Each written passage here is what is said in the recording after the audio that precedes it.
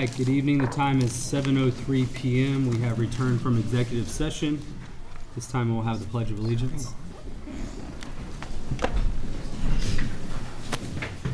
I pledge allegiance to the flag of the United States of America and to the republic for which it stands, one nation, under God, indivisible, with liberty and justice for all.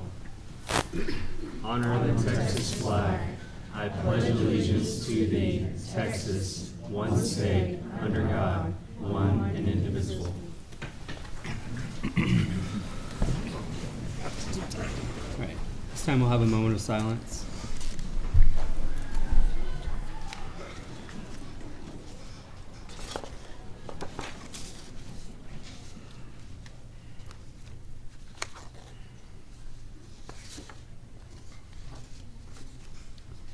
All right, thank you.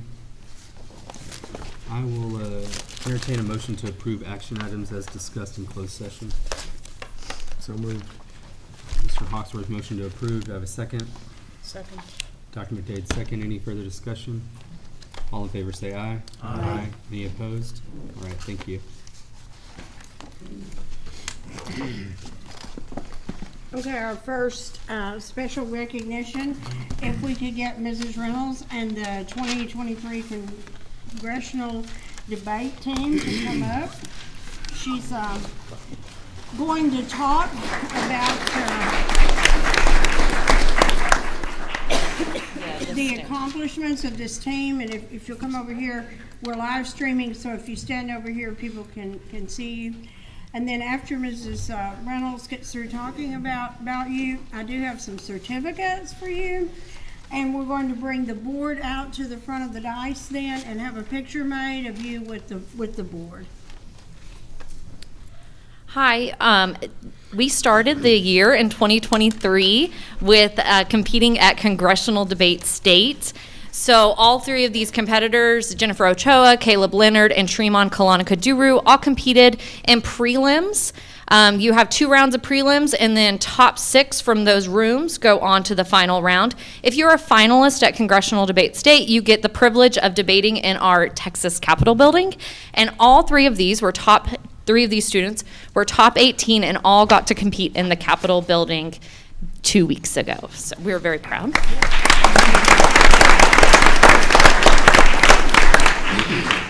Congressional debate is a mock session of our United States Congress. Within this mock session, they elect one student representative to be the presiding officer for the round, and that's the person that keeps the orders of the day, calls on speakers, calls on questions, and keeps track of all the precedents and recency that happens throughout the 3-hour round. Jennifer Ochoa was chosen by her peers to be the 5A presiding officer, and she was also elected as the outstanding presiding officer for Conference 5A.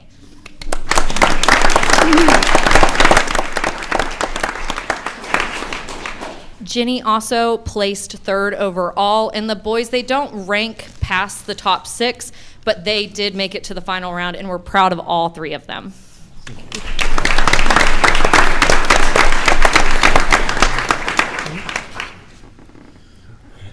Congratulations. Sorry, Mom. Very proud of you. Congratulations. And congratulations for your accomplishments.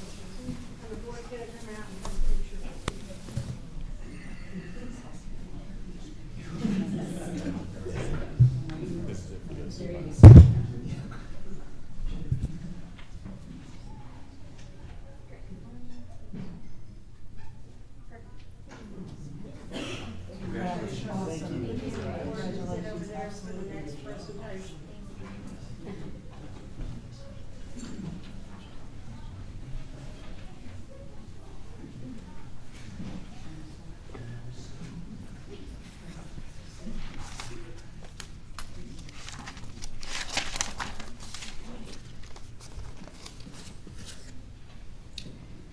Every month, the board recognizes and congratulates students and employees here in Argyle AISD.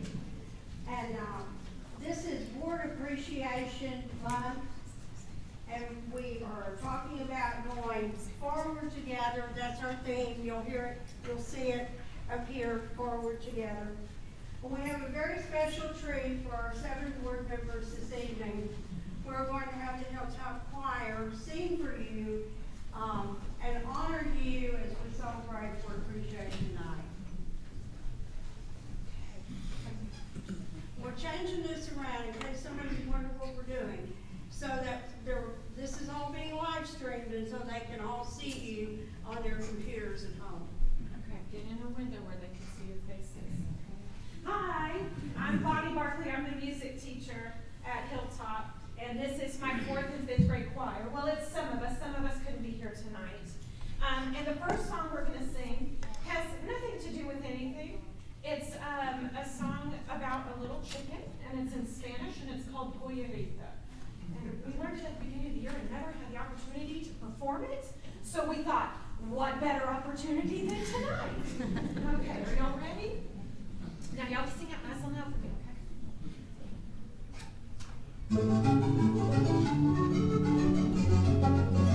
Here you go.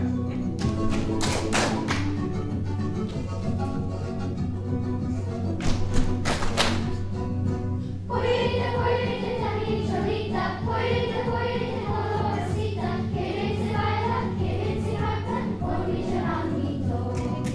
Que bien se baila, que bien se canta, con mi charanguito. Sara malaguta, chuma, chico, bella, chuma, chico, puntico. Sara malaguta, chuma, chico, bella, chuma, chico, puntico. Que bien se baila, que bien se canta, con mi charanguito. Que bien se baila, que bien se canta, con mi charanguito.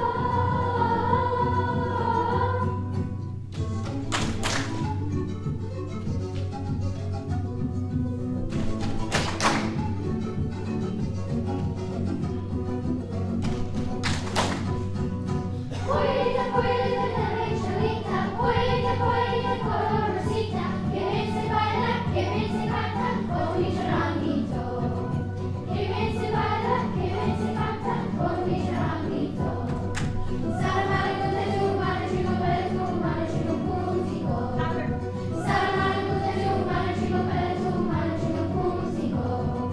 Que bien se baila, que bien se canta, con mi charanguito. Que bien se baila, que bien se canta, con mi charanguito.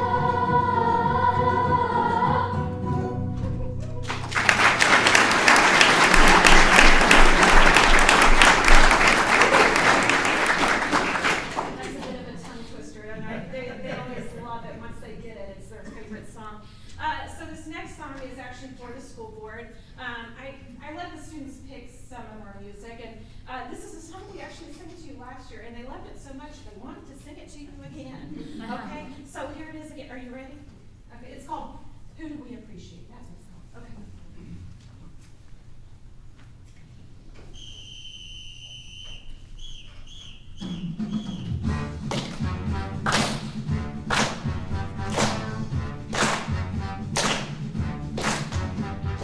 Two, 4, 6, 8. Who do we appreciate? You. We think it's you. 2, 4, 6, 8. Who's the one we think is great? You. We think it's you. We think you're fine. We think you're dandy.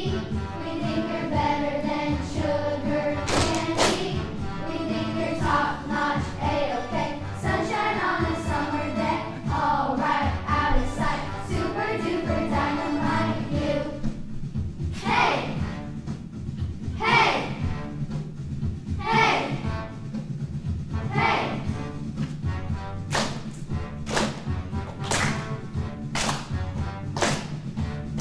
Here you go.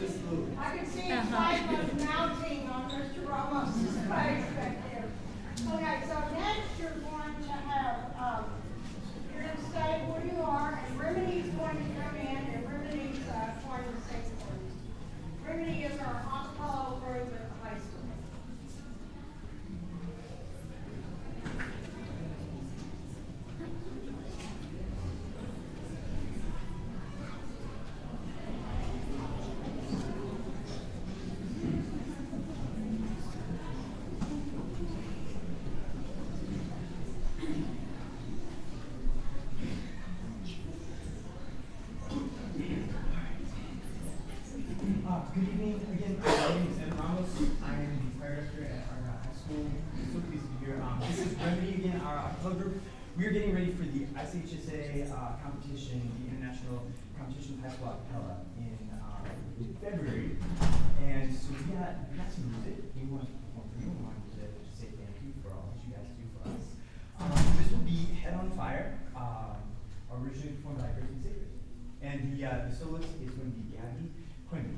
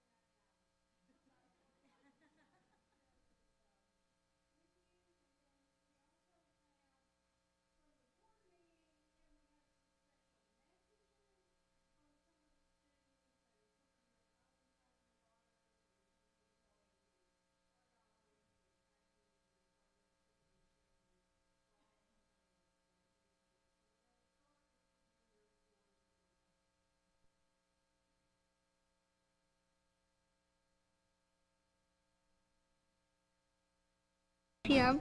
It's Tuesday, January.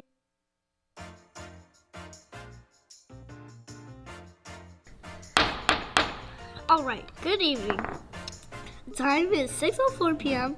It's Tuesday, January 17th, 2023. This is a regular meeting of the Argyle ISD Little Eagle Board of Trustees. At this time, we have determined if a quorum is present. Ava Holland, present. Greta Thunberg, present. Lincoln Cabano, present. Abby Coffey, present. Russell Saylor, present. We do have a quorum established, and I would like to thank all those attending tonight's meeting. Okay, let's start with the first thing on the agenda. Land acquisition for future schools.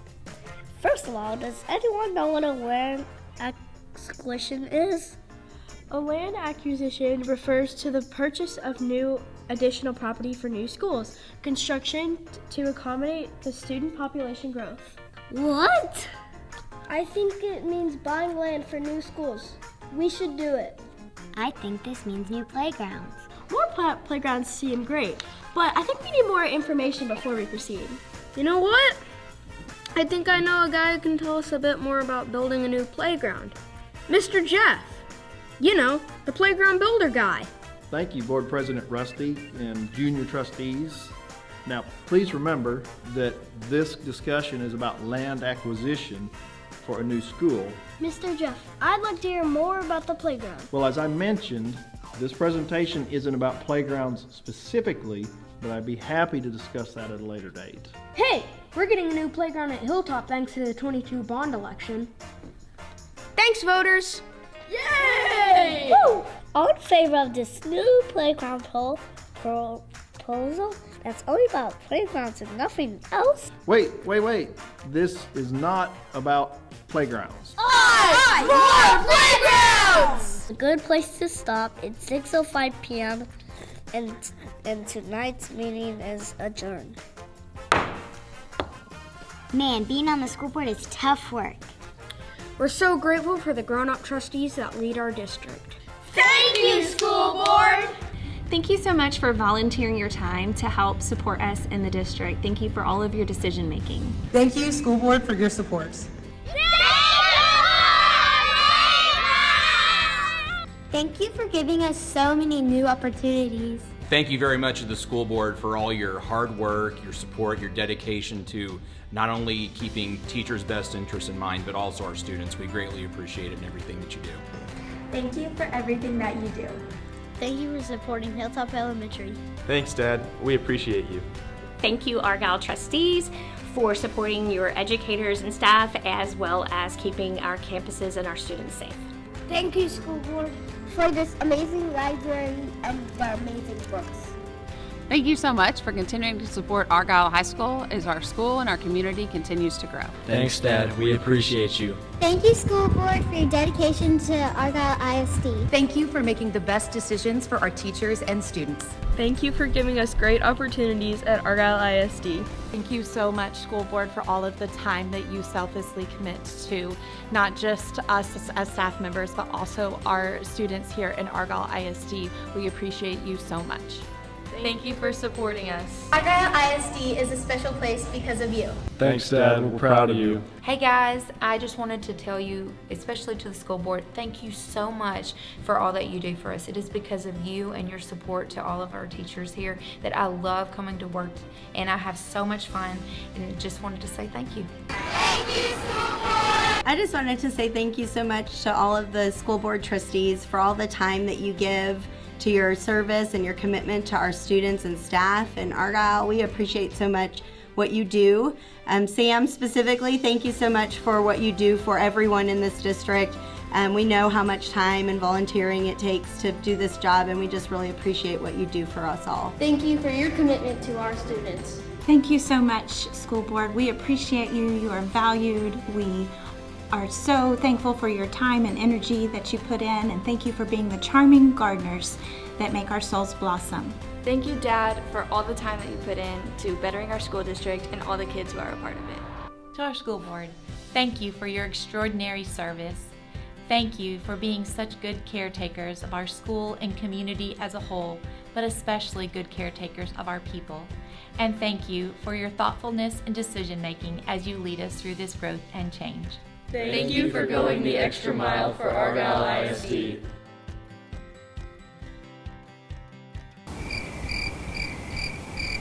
Anyone? Anyone? Am I dismissed?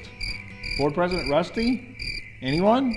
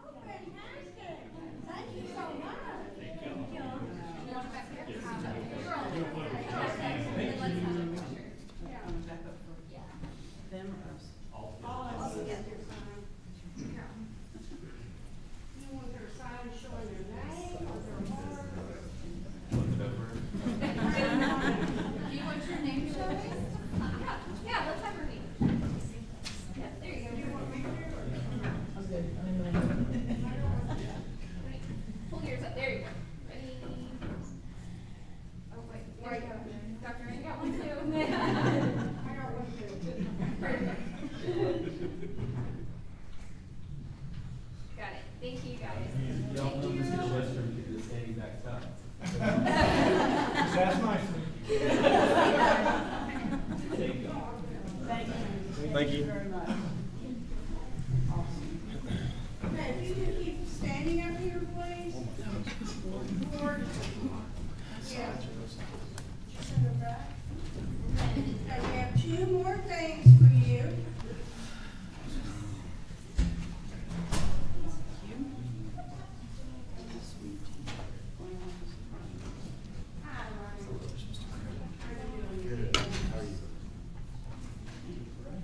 Okay, this is Ryan McElrath, and this is another special treat for you.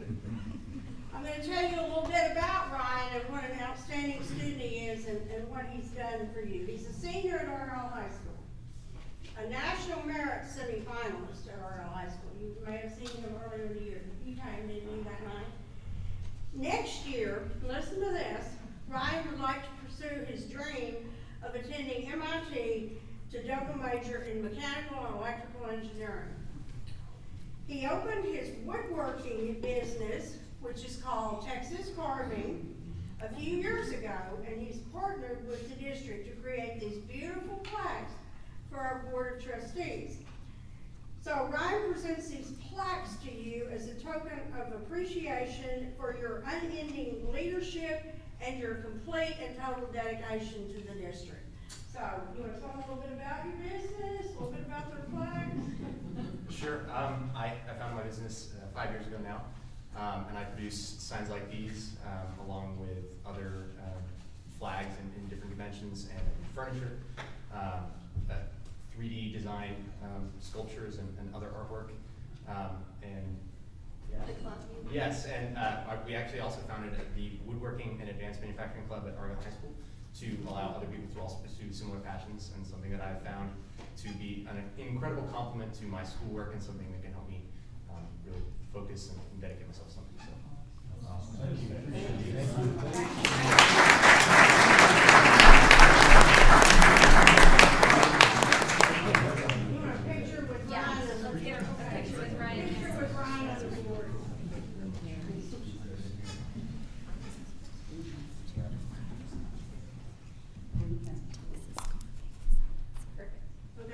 One more thing.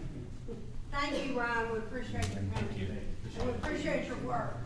They will treasure these forever.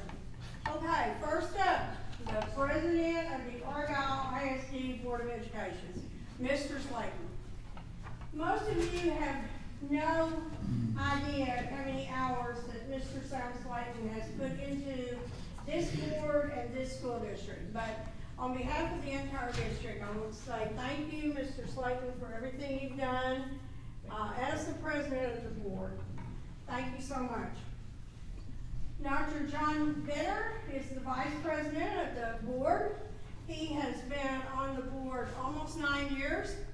He has made immeasurable and innumerable contributions to the school district, made many tough decisions over the years, presides when the president is not available.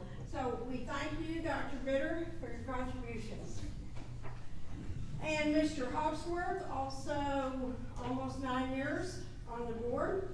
Mr. Hawksworth has worked tirelessly for safety and security in the district. He's worked tirelessly regarding facilities, regarding architects, regarding general contractors.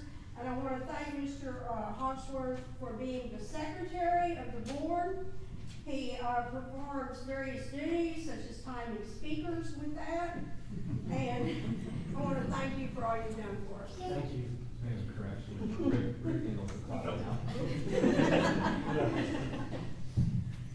Richie Deffenbaugh. Mr. Deffenbaugh works tirelessly for you all, the students and the staff, all the employees of the district. He continually evaluates and assesses data, and he's always making informed decisions for the district. So thank you very much, Mr. Deffenbaugh. Dr. McDade has worked as an educator herself. Did I shake your hand? Dr. McDade has worked as an educator herself and also as band parent here in the district. And she has a vast knowledge of all aspects of education, both elementary, secondary, and higher education. She's invaluable to the success of this board and to the functioning of this board, so we want to say thank you very much. We have our two newest members, Mr. Matthew Slayton, came on the board in May, and we appreciate you very much and all that you're doing for our school district. And Mr. Westrom, Josh Westrom, he also came on the board in May, and he's been working tirelessly and very hard with us on lots of legal issues and land acquisition and this kind of thing. So we appreciate all 7 of you very, very much. Playground.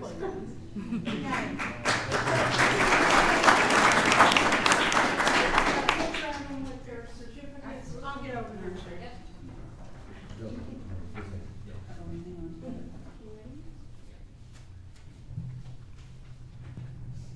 Perfect. Thank you.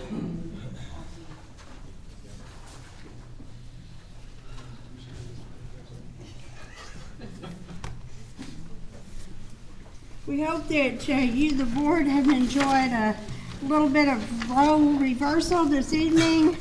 And instead of recognizing and thanking everyone that you feel recognized and appreciated, we value your service to the district immensely. Thank you. Thank you, Dr. Wright. Thank you, Dr. Wright. It's an honor to be able to serve this district, and so grateful for the opportunity. We got a new system where we time speakers. Right, So that's what I said. Mr. Hawksworth- Hawksworth's null and void now. So, we've stripped him of his duties.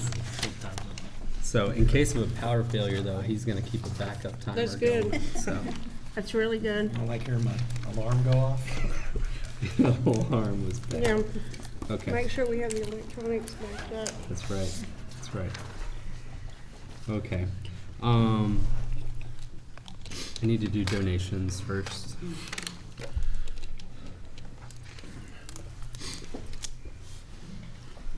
Typically, this is on the consent items, but it got put solo, so we're gonna take action on it solo, so.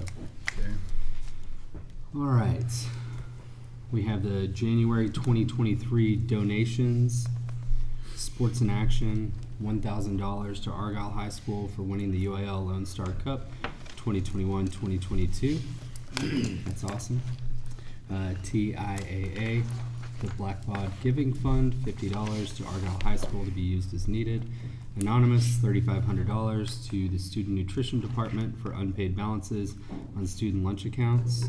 Anonymous, $300 to Student Nutrition Department for unpaid balances on student lunch accounts. Ashley Wedgeworth, $1,000 to Argyle High School Tennis Program to be used for travel, sweats, or new bags. Total January donations, $5,850. Entertain a motion to approve the January 2023 donations as presented. Motion to approve. Mr. Wesser, motion to approve. Do I have a second? Second. Mr. Matthew Slayton, second. Any further discussion, questions? All in favor say aye. Aye. Any opposed? All right, thank you. All right, we have the TAPR.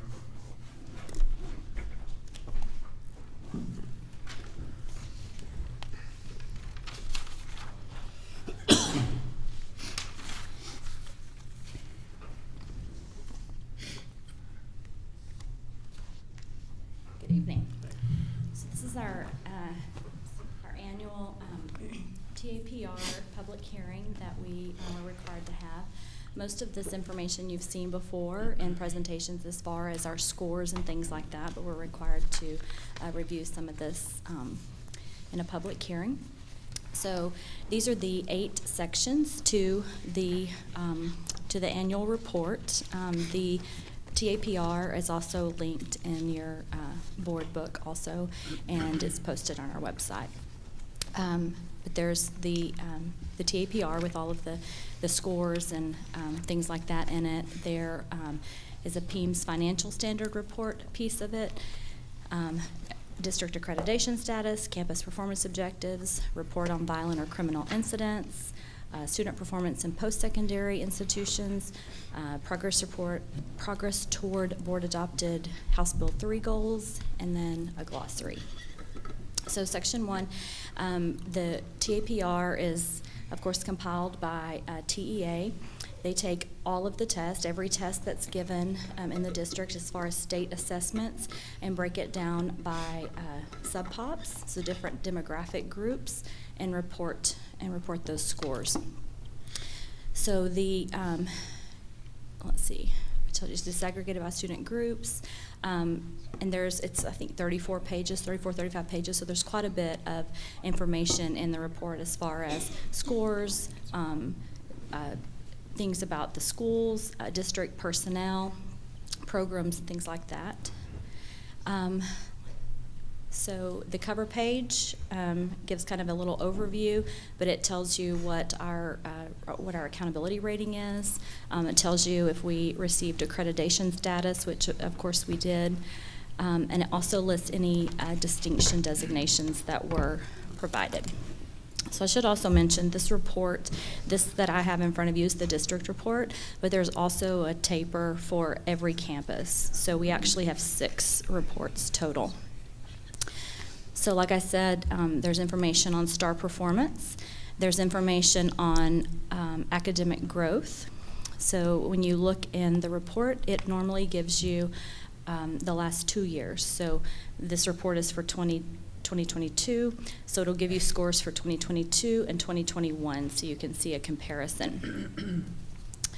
It gives information about bilingual education or English as a second language. As you know, we don't have a bilingual education program, but we do have an English as a second language program. And it also reports STAR participation.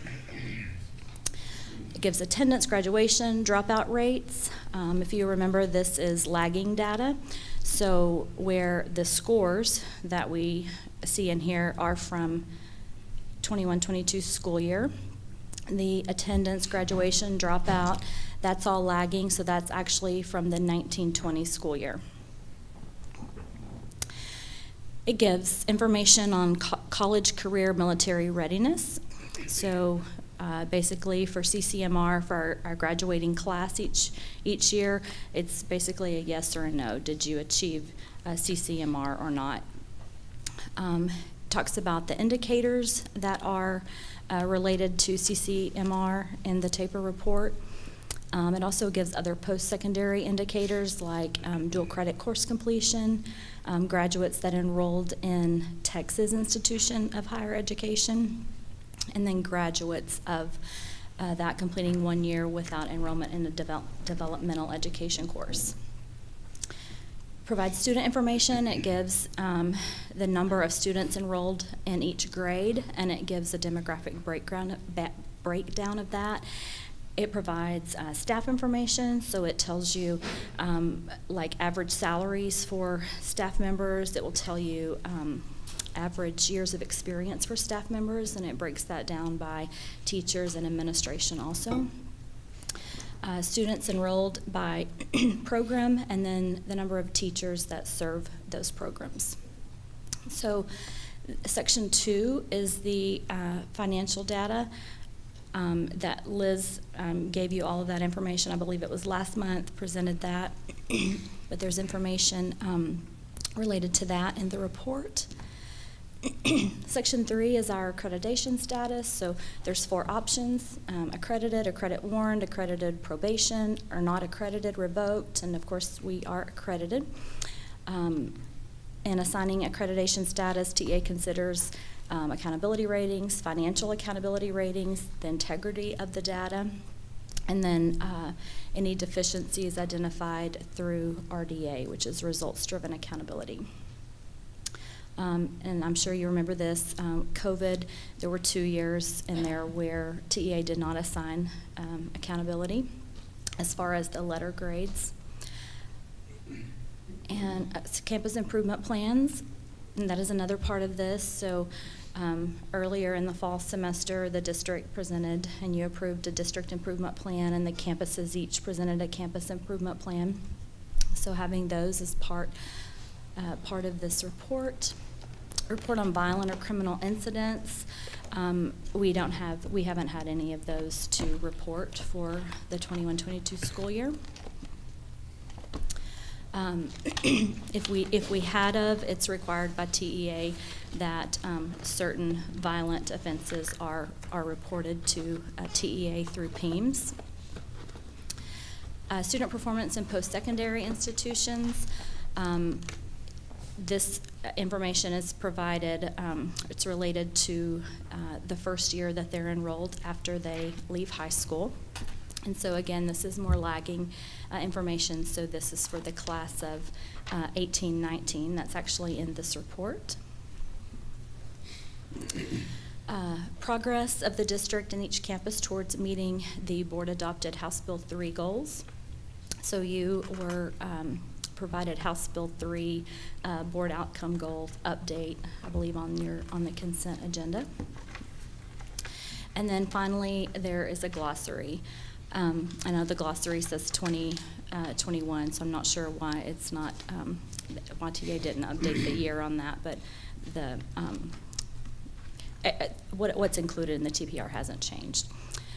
So this information, the TAPR, was sent out to all of our district parents last week, along with a glossary. Any questions? Yep. All right. Thank you. Thank you. Thank you. Thank you.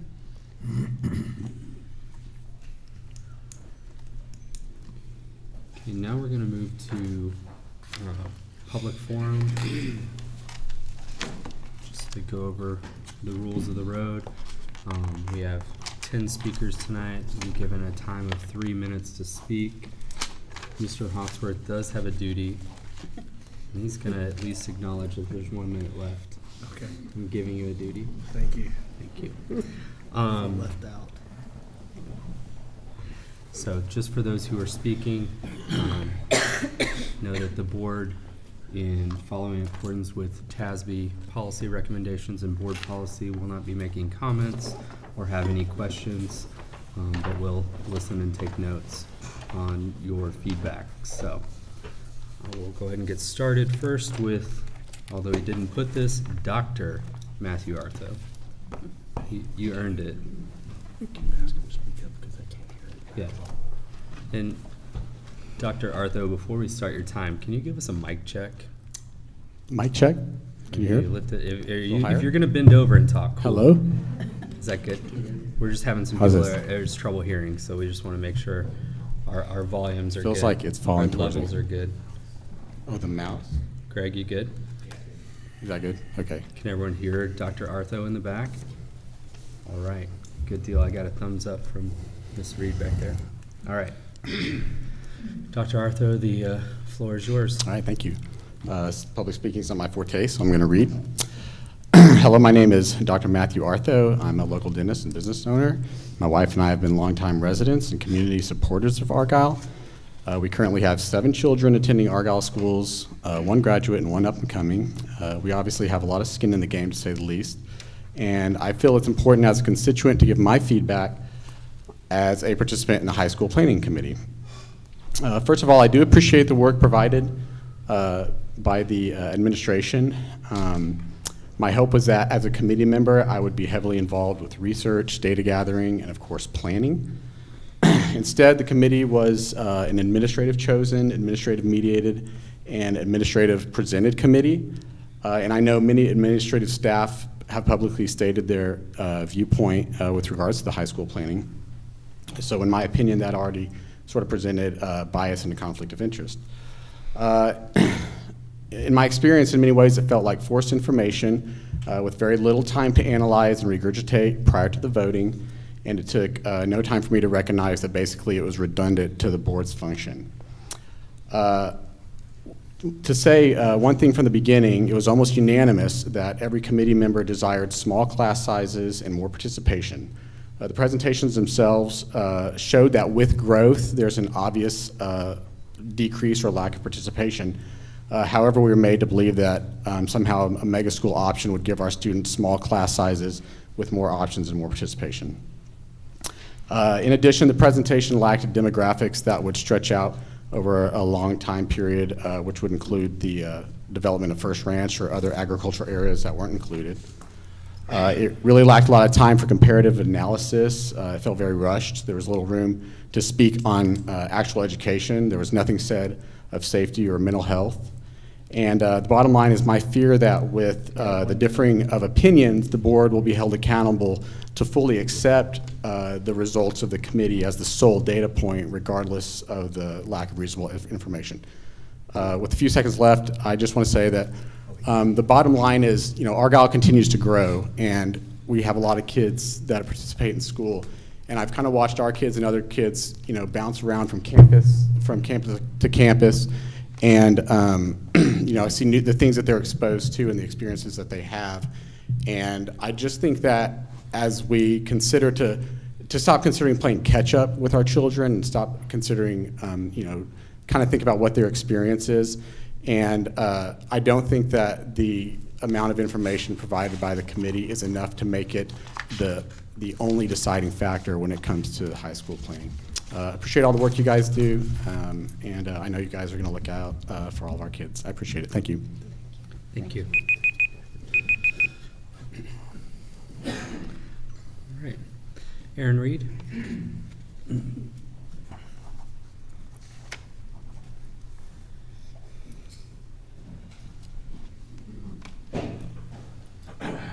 All right. The floor is yours. Good evening, School Board, and happy School Board Appreciation Month. You are truly appreciated. In considering the latest demographer reports and data, the division of the high school seems obviously a matter of when, not if. I'd argue the sooner the better, as this district continues to grow exponentially. I've heard it argued that one very large high school can offer more opportunities for students, more programs, and more chances to win championships. Splitting the school may water down the talent, they say, lower the chances of Lone Star Cups and state championships. I'd argue that AISD's UIL winning streak started back when the graduating class was less than 200. When the current high school is split into two campuses, even the smaller of those two schools would still have a graduating class of at least 400 or 500. How could that possibly be watered down? How could a school twice the size of the historically excellent Argyle High School that has won the Lone Star Cup for a decade be anything less than, but a school 5 times the size would be better than? I fail to see the logic. This flawed logic is also despite the fact that I don't believe Lone Star Cups, state championships, or similar awards equal good citizens in society. Ultimately, our goal in raising children, whether as parents or educators, is to produce proficient, kind, compassionate, responsible, healthy adults who can navigate higher education and the workplace, have empathy toward others, and maintain mature character. Whether a first place award was won in a 4A district or a 6A district does not dictate any of these ultimate goals for successful adulthood. When our admin created a high school planning committee and charged them with, quote, representing the priorities, expectations, and values of the AISD community, we were led to believe they would work in groups and do research on issues, then put together a comparative analysis of various configurations for the board to consider. However, we learned that the 55 worked in one large group, did no research, and were instead given the options and data by the admin. The committee was led by a facilitator hired by the admin and split into tables for discussions facilitated by our own admin. These were the same people who presented the material. This was anything but an unbiased led committee. 55 people sacrificed their evenings, missing their children's events, to serve on a committee that was spoon-fed them only the information the admin wanted them to believe. What a missed opportunity. Now you are tasked with doing the unbiased research and analysis to make decisions based on what is best for all students across all grades. And as we know, elementary schools feed middle schools that feed high schools. All grades are affected by these decisions. We're blessed to live in an area where how we school our children is a choice. We can choose public, private, homeschooling, etc. My family has chosen many of these over the last 20 years for our 6 children. Now we have a choice to make for our own district, one that will affect thousands of children for decades to come. Let's keep a right perspective as we navigate these conversations, keeping in mind the charge that was set before you to represent the priorities, expectations, and values of the Argyle ISD community. Thank you. Thank you. Thank you. Brian Smits.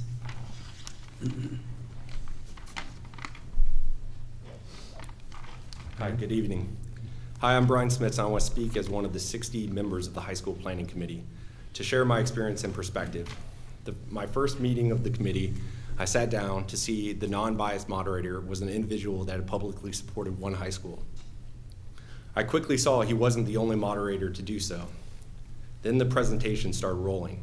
In one, the expert on school participation said that one high school would increase participation, while 2 high schools may increase participation. This was in spite of the data presented showing 31 more teams being created in the 2 high school scenario and a historical decline in participation levels as Argyle has grown. When presented with these facts, the expert said one high school will provide clubs like Spanish Club for kids to be with other kids more like them if cut from a sport. Here's the bottom line. I believe the committee was put together to get the recommendation the administration desired, to pressure y'all to make the decision they wanted. People moved to Argyle for a unique experience for our kids. Smaller classes, more participation, and of course, a great education. Listen to the thousands that voted for you, not the 60 that were secretly selected by committee members, and please keep Argyle unique with 2 high schools. Thank you. Thank you. Thank you. Curtis Strange.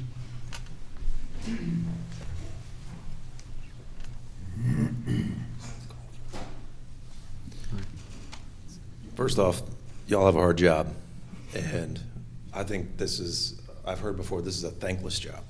But to hear all these folks that talked to y'all tonight and said thank you, I mean, I hope that, strikes a chord.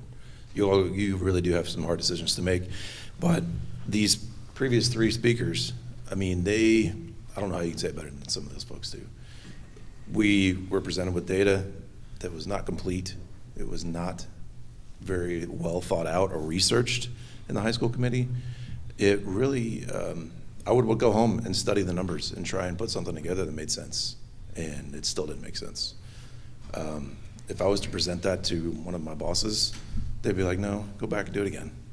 But we didn't have that opportunity. I do feel like it was a very one-sided argument or one-sided presentations that we were given, but I don't feel like it was really value add to our time, because, I mean, like as Reed said, we missed sporting events, all those types of things. But I would love to see more information if we had it, but I don't think it was there. I don't think they took the time. I know they did work, they put together presentations. I'm not saying they didn't, but they really could have put a lot more thought into this. So I appreciate your time, and again, thank you all for everything you do. It's not an easy job, so thank you. Thank you. Thank you. All right. Kara DeVee. Maybe a little short, but two twos. Thank you. Hello, I'm Kara DeVee, and I'm in 4th grade at Hilltop Elementary. I'm competing in UIL oral reading on Friday, so I'm glad to practice for y'all tonight. My 3 older brothers have all gone to school in Argyle. I'm wearing my brother's jacket today because I am proud of all he got to do. I know that my class of 2023 is supposed to graduate with about 900 kids, and that really bothers me because that is more than all the kids in my whole school right now. I just feel like it's going to be so hard to know the people in my grade for the teachers to know me. Right now, not just my teachers, but most of the teachers, principals at my school know my name. And I know that I can go to any of them if I have a problem. With so many kids, I feel like we would lose that, and I wouldn't know the kids in my grade either. I don't want to have to pick what I'm going to do for the rest of my time in Argyle in 7th grade, just for the hopes of making a team someday. I want the same chances that my brothers had, to be involved in lots of different things and have lots of friends. One of my older friends who lived down the street moved away to a bigger school for a while. She told me about how there are lots of fights at her school and how they had to have lots of police officers. She also said that people were mean to her, but now she's back in Argyle and much happier. I like how Argyle is now, and I don't want to change it. I'm worried that my school could end up like my friends, that maybe a lot of kids won't have anything to do, won't make a team or find a club that they will like, or will end up getting into trouble. I want the chance to play more than one sport, to be in different groups, and do really well in school since I will know that my teachers care about me, and I want to know my classmates. Thank you for your time. Good job. Thank you.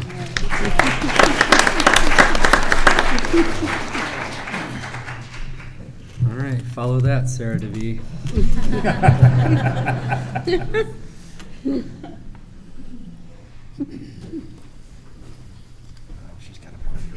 Yeah, that's a tough act to follow right there. Hopefully she'll perform as well on Friday, right?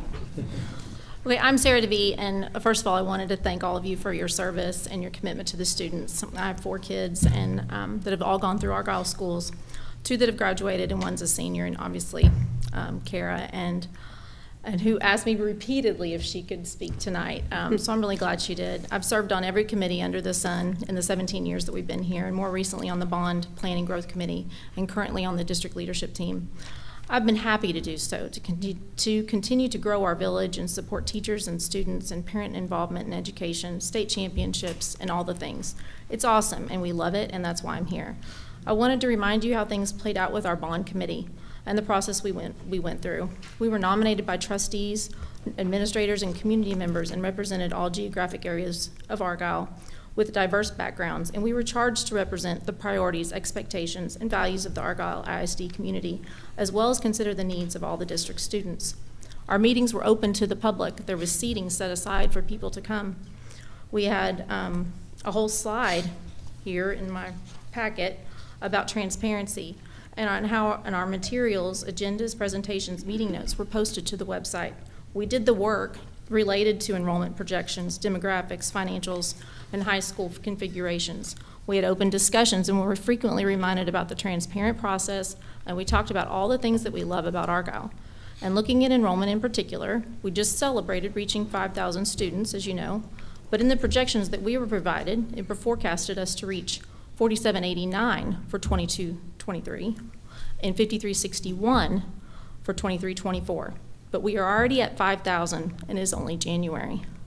You're looking at 4.2% error here, so really by next year, instead of 5,361, you're probably looking at more like 5,600 in the district.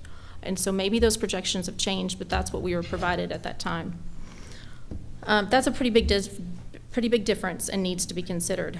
We thoroughly examined the community survey that was originally sent out that had 2,342 responses, and 17% of those responses were from employees.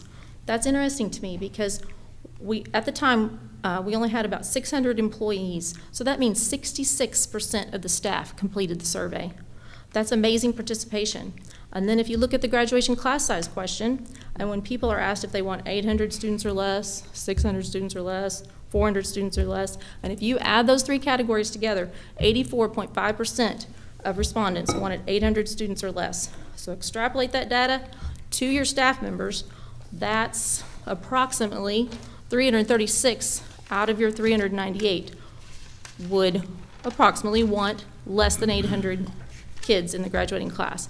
And I think that's very important. I don't believe that those staff members had a voice on the new committee. The teachers whose contracts renew annually are sitting at tables with essentially their bosses. In no way did this committee represent what we were promised in our bond meetings. I have slides right in here in the packet that promised community meetings, engagement, more surveys, and engaging all stakeholders. Community engagement was the topic of 2 of our slides from January 5th meeting. Verbally, we were promised that the new committee would also be given presentations from other districts and how different scenarios played out there. None of this happened. After working so hard to bring forward a good bond proposal and to get it passed, I was so disappointed that the committee turned out like nothing like it was promised. To me, it was a breach of contract. Even though I'm sure the members put in long hours and they did their very best with the information that they were given, it just wasn't a valid process. To me, the community survey is a valid representation of the community's priorities, and I would ask that you go along with that, with what the community had already asked for and with what your staff has asked for, and that when committees are formed again, that it's done in an equitable and unbiased way. Lastly, let me find it. One other point I wanted to make is that in that same community survey, the question that was asked if people would support a tax rate increase of 1.5 cents, which would equal $3.75 per month for $300,000 worth of value in your home. And 64% of those people, 64% of the people were in support. This recent bond did not end up raising our taxes, and I personally am happy to pay more in taxes if that is what it takes to provide the best overall experience for our teachers and students. That's all. Thank you. Thank you.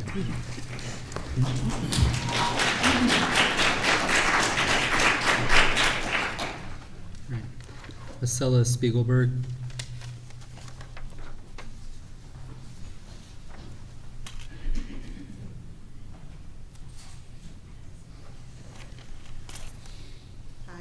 Was I okay with the pronunciation? Actually, you did. Boom. But I don't mind. My name is not very common, so It's all good. I don't mind when people mispronounce it. But I don't want to rehash a ton of details. I know you guys have a very hard job. What I do want to make sure is that we are aware that it is a large school district, and there's a ton of different opinions. And I know some people were unhappy with the committee findings, but a lot of people on the committee also felt that there was a lot of valid data there. And there's also been an impression that the board, a lot of people on the board already have a set opinion on how the high school should go and have already been dismissive of it. I'm not saying that that's true overall, I'm just saying that that is the impression that there is. So ideally what I would like from the board is that whatever decision you ultimately do make, that it is based on facts, that you present those facts clearly, because I think that if that impression persists, that if there is a feeling that a group of people within the district are being favored over another, that that the cost is not worth it, especially considering our financial situation right now in the district, that you might not pass this bond. And we do need to have the high school situation settled sooner rather than later. So I'm just calling upon all of you to make sure that you do review the committee findings, that you speak to committee members, that you speak to people that disagree too, that if you disagree, that you present data showing why your opinion is better. And I think overall that will be better for the district as a whole. And that's all I ask. All right? Thank you and have a good evening. Thank you.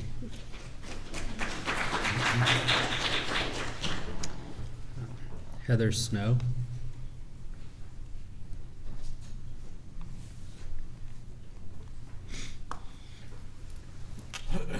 Hi there. Good evening, and thank you guys so much for your board service. My name is Heather Snow, and I'm the parent of several Argyle ISD students and a resident of Argyle. You've already met my oldest daughter, who's sitting out in the hallway, as she sang with Remedy a cappella this evening as a sophomore at Argyle High School.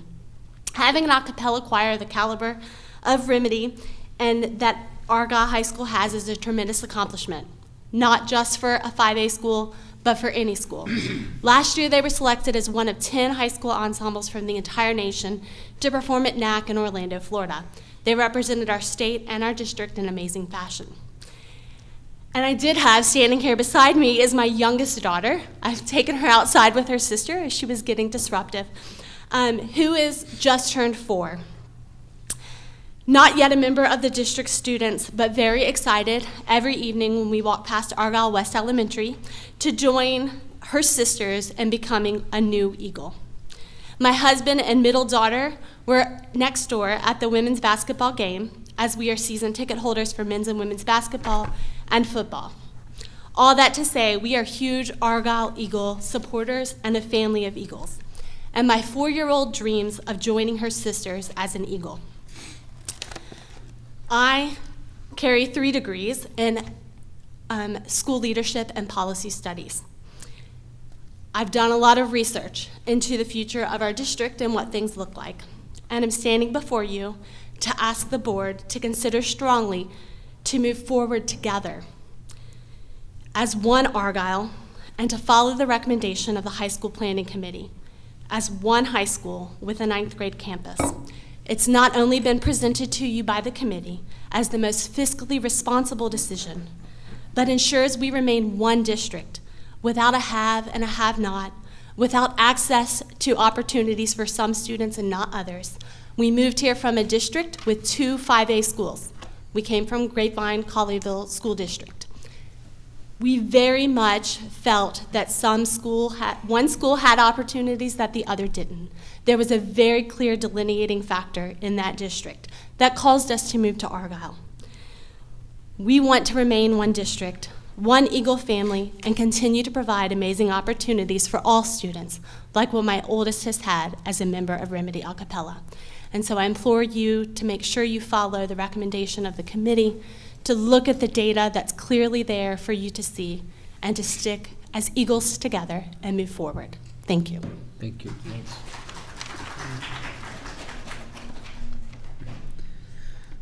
Brandon Taffley.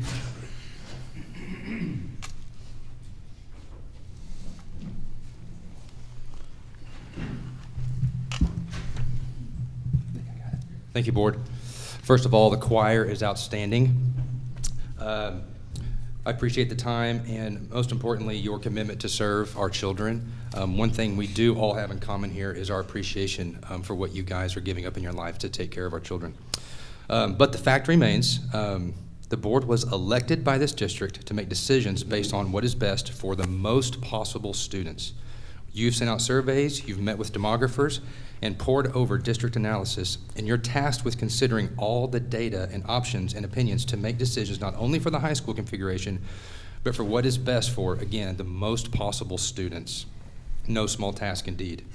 Regarding the High School Planning Committee, the charge for this committee was stated to present the facts and data that will assist the board in making informed decisions and present future high school configuration options to the board for consideration.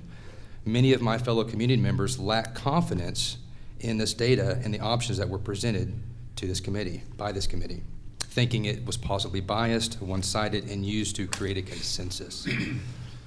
This, to the best of our understanding, was not the intention of this committee. Most importantly, community feedback has shown that 75% in favor of 2 high schools.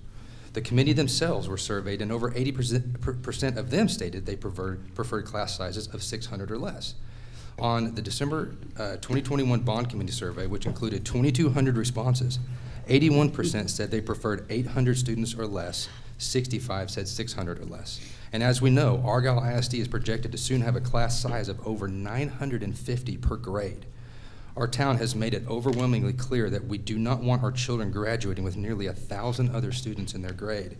This to be larger than any high school around us. It is important that our kids are known by their administrators, by their teachers, and by other parents.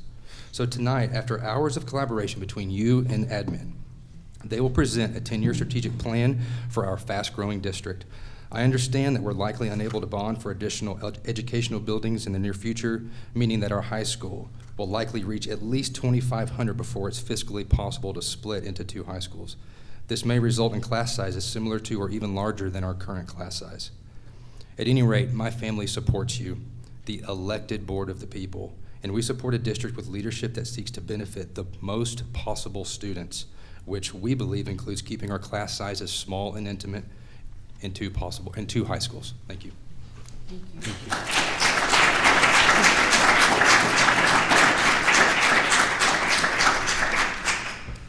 All right, Shaylee Wagner.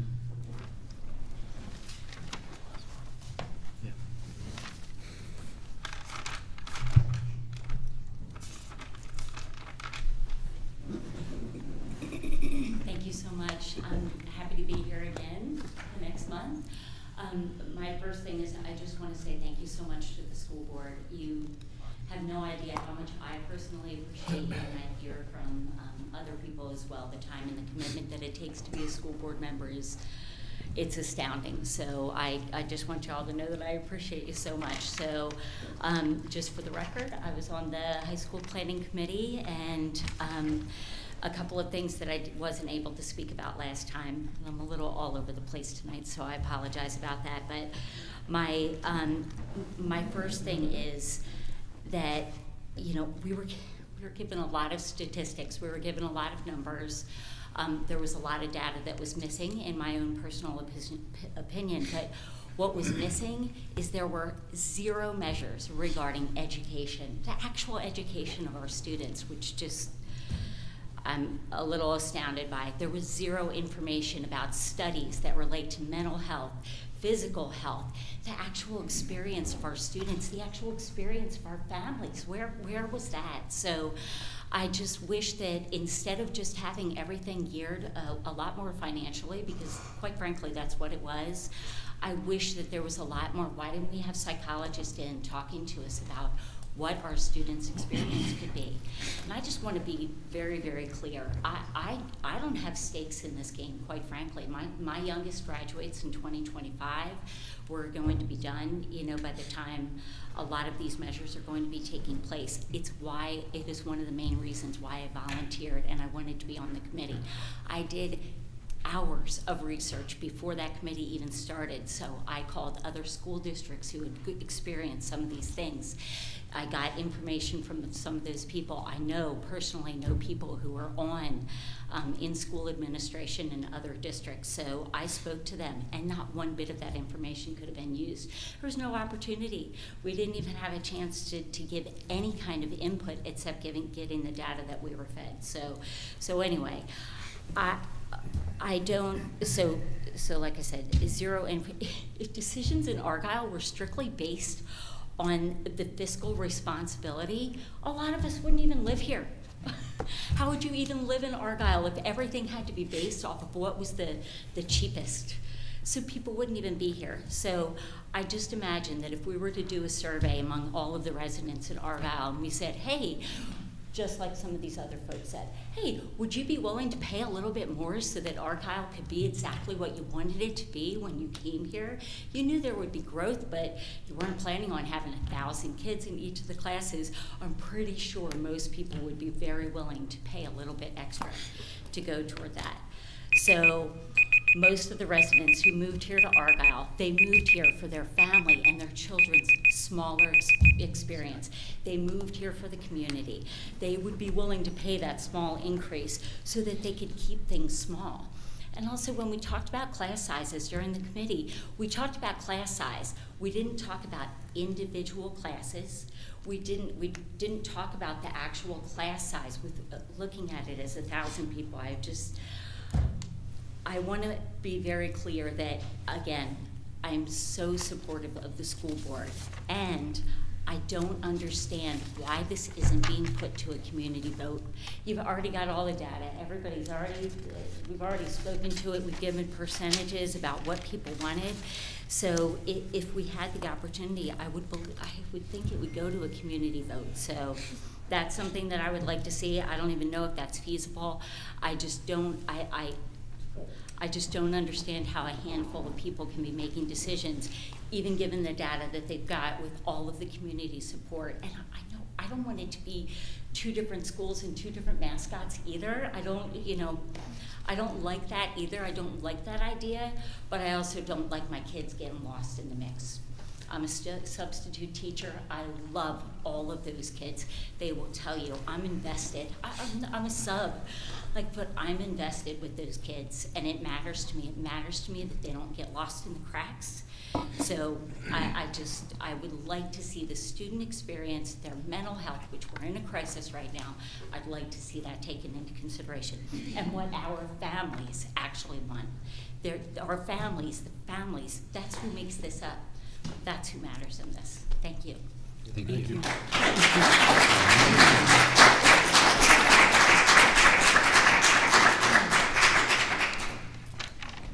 Thank you for all of you that presented tonight in public comment. Ms. Wagner was the last one who had signed up. We're going to go ahead and move on to the consent agenda now.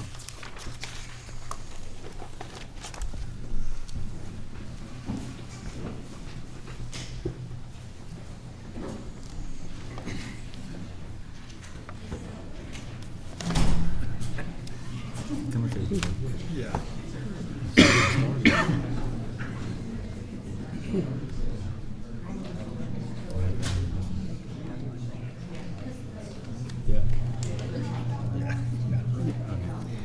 Does anyone have any questions on the consent items?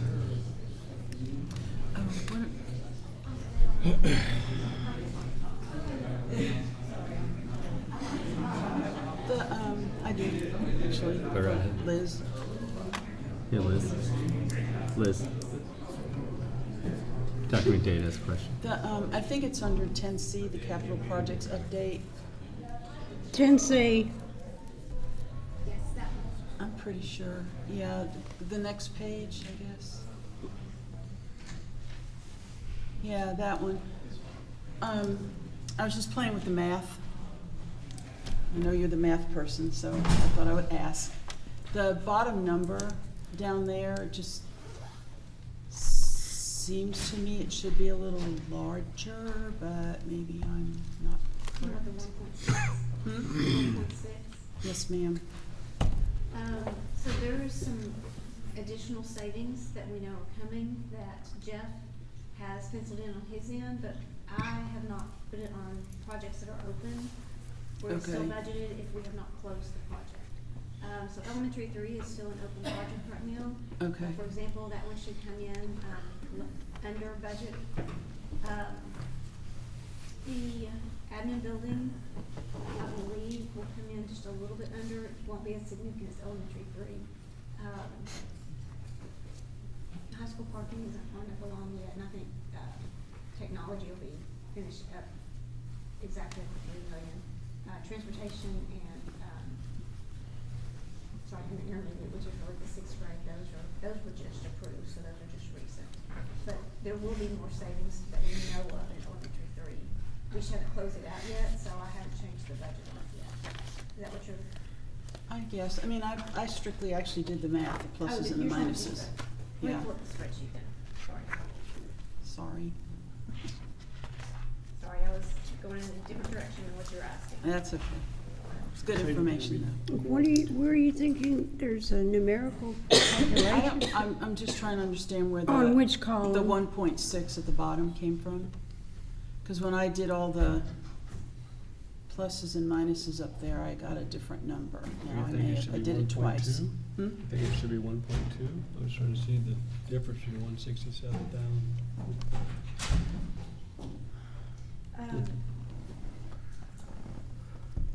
You're talking about the addition of it. The simple addition is what you're looking at, correct? Yes. Am I following what you're asking? Yes.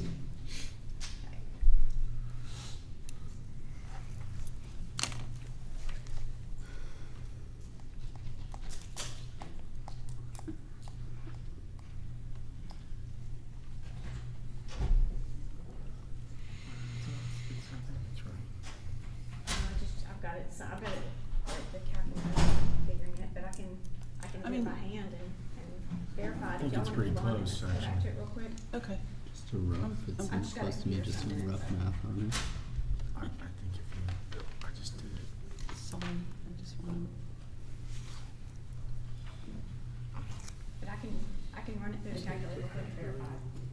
252728. That's a wash. 45. That's a wash. 14.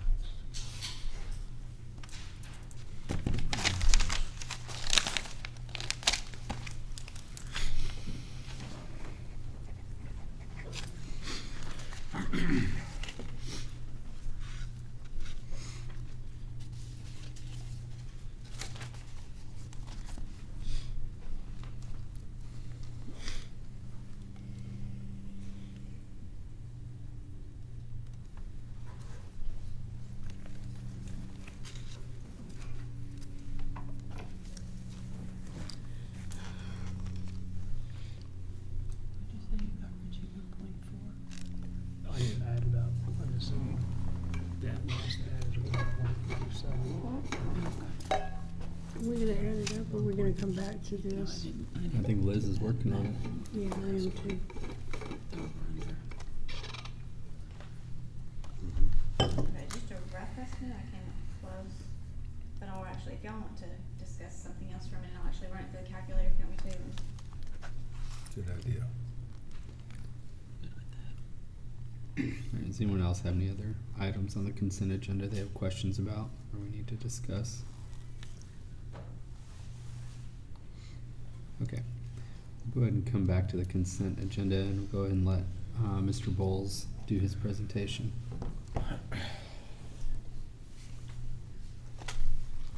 Matt, you ready? Yep. And you have an actual hard copy in front of you of Mr. Lowell's presentation as well.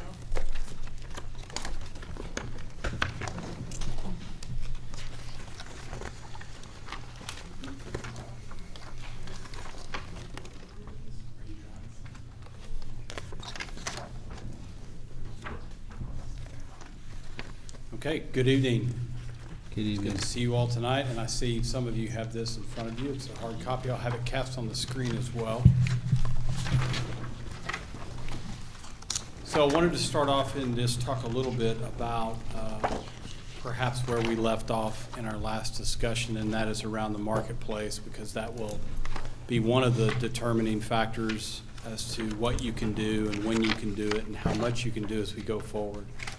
And so I've got some economic data in this first section here, and I'll try to do this as quickly as possible. But since we last spoke with you all, I think things are perhaps on better footing in terms of directionally where we think the economy might be headed, and consequently interest rates and interest rate policy. And there's some narrative on this first slide here, and I won't read this verbatim, but it basically says that we are beginning to see compelling evidence and data to suggest that what the Federal Reserve has been doing now for 9 months or better is starting to work. I think the effects of that are going to continue to be seen as we go forward. And there may be some erratic movements and some volatility in the market, but we're beginning to see that we could quickly get to the end of what was an increasing interest rate environment, at least on the short end of the yield curve, by mid-year. In fact, if you dig deep into this data, you'll see that our firm actually predicts that there may be a point in time in the last quarter of this year, 2023, so the last 3 months of 2023, whereby interest rates could be lowered, all in a way to moderate inflation and the job market. So there's more to come. There's obviously a long runway ahead of us in terms of the year. We're going to talk about two things tonight in the back half of this book. One around the sale of a portion of your 2022 elected debt, and then some scenarios around what a possible future bond election might look like on top of what you elected in 2022. And so, as we've always done, we will be conservative around our interest rate policy. We add inflators to all the rates that we show in this book. It's typically 50 basis points, and that's what we have here. And we'll moderate that as we go forward. But that particular determinant in terms of interest rates is beginning to look better. I wanted to spike that point on page 6. This is a graph that we've seen many, many times in my work with you all. At the top of page 6, the bond buyer index. This is taken on a weekly basis. It's a basket of 20 municipal bonds. This goes all the way back to the Kennedy administration, January of 1961.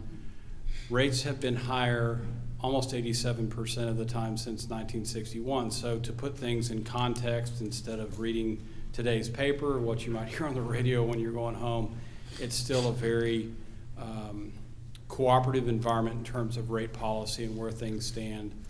And at this point, we wouldn't let interest rates get in the way of anyone borrowing money if that's what they're determined to do. It's not so excessive that we're looking at a 1978 to 82 situation. So wanted to spike that point. We do have some information in here that a lot of our Texas school district clients like to see. This is election history and results statewide.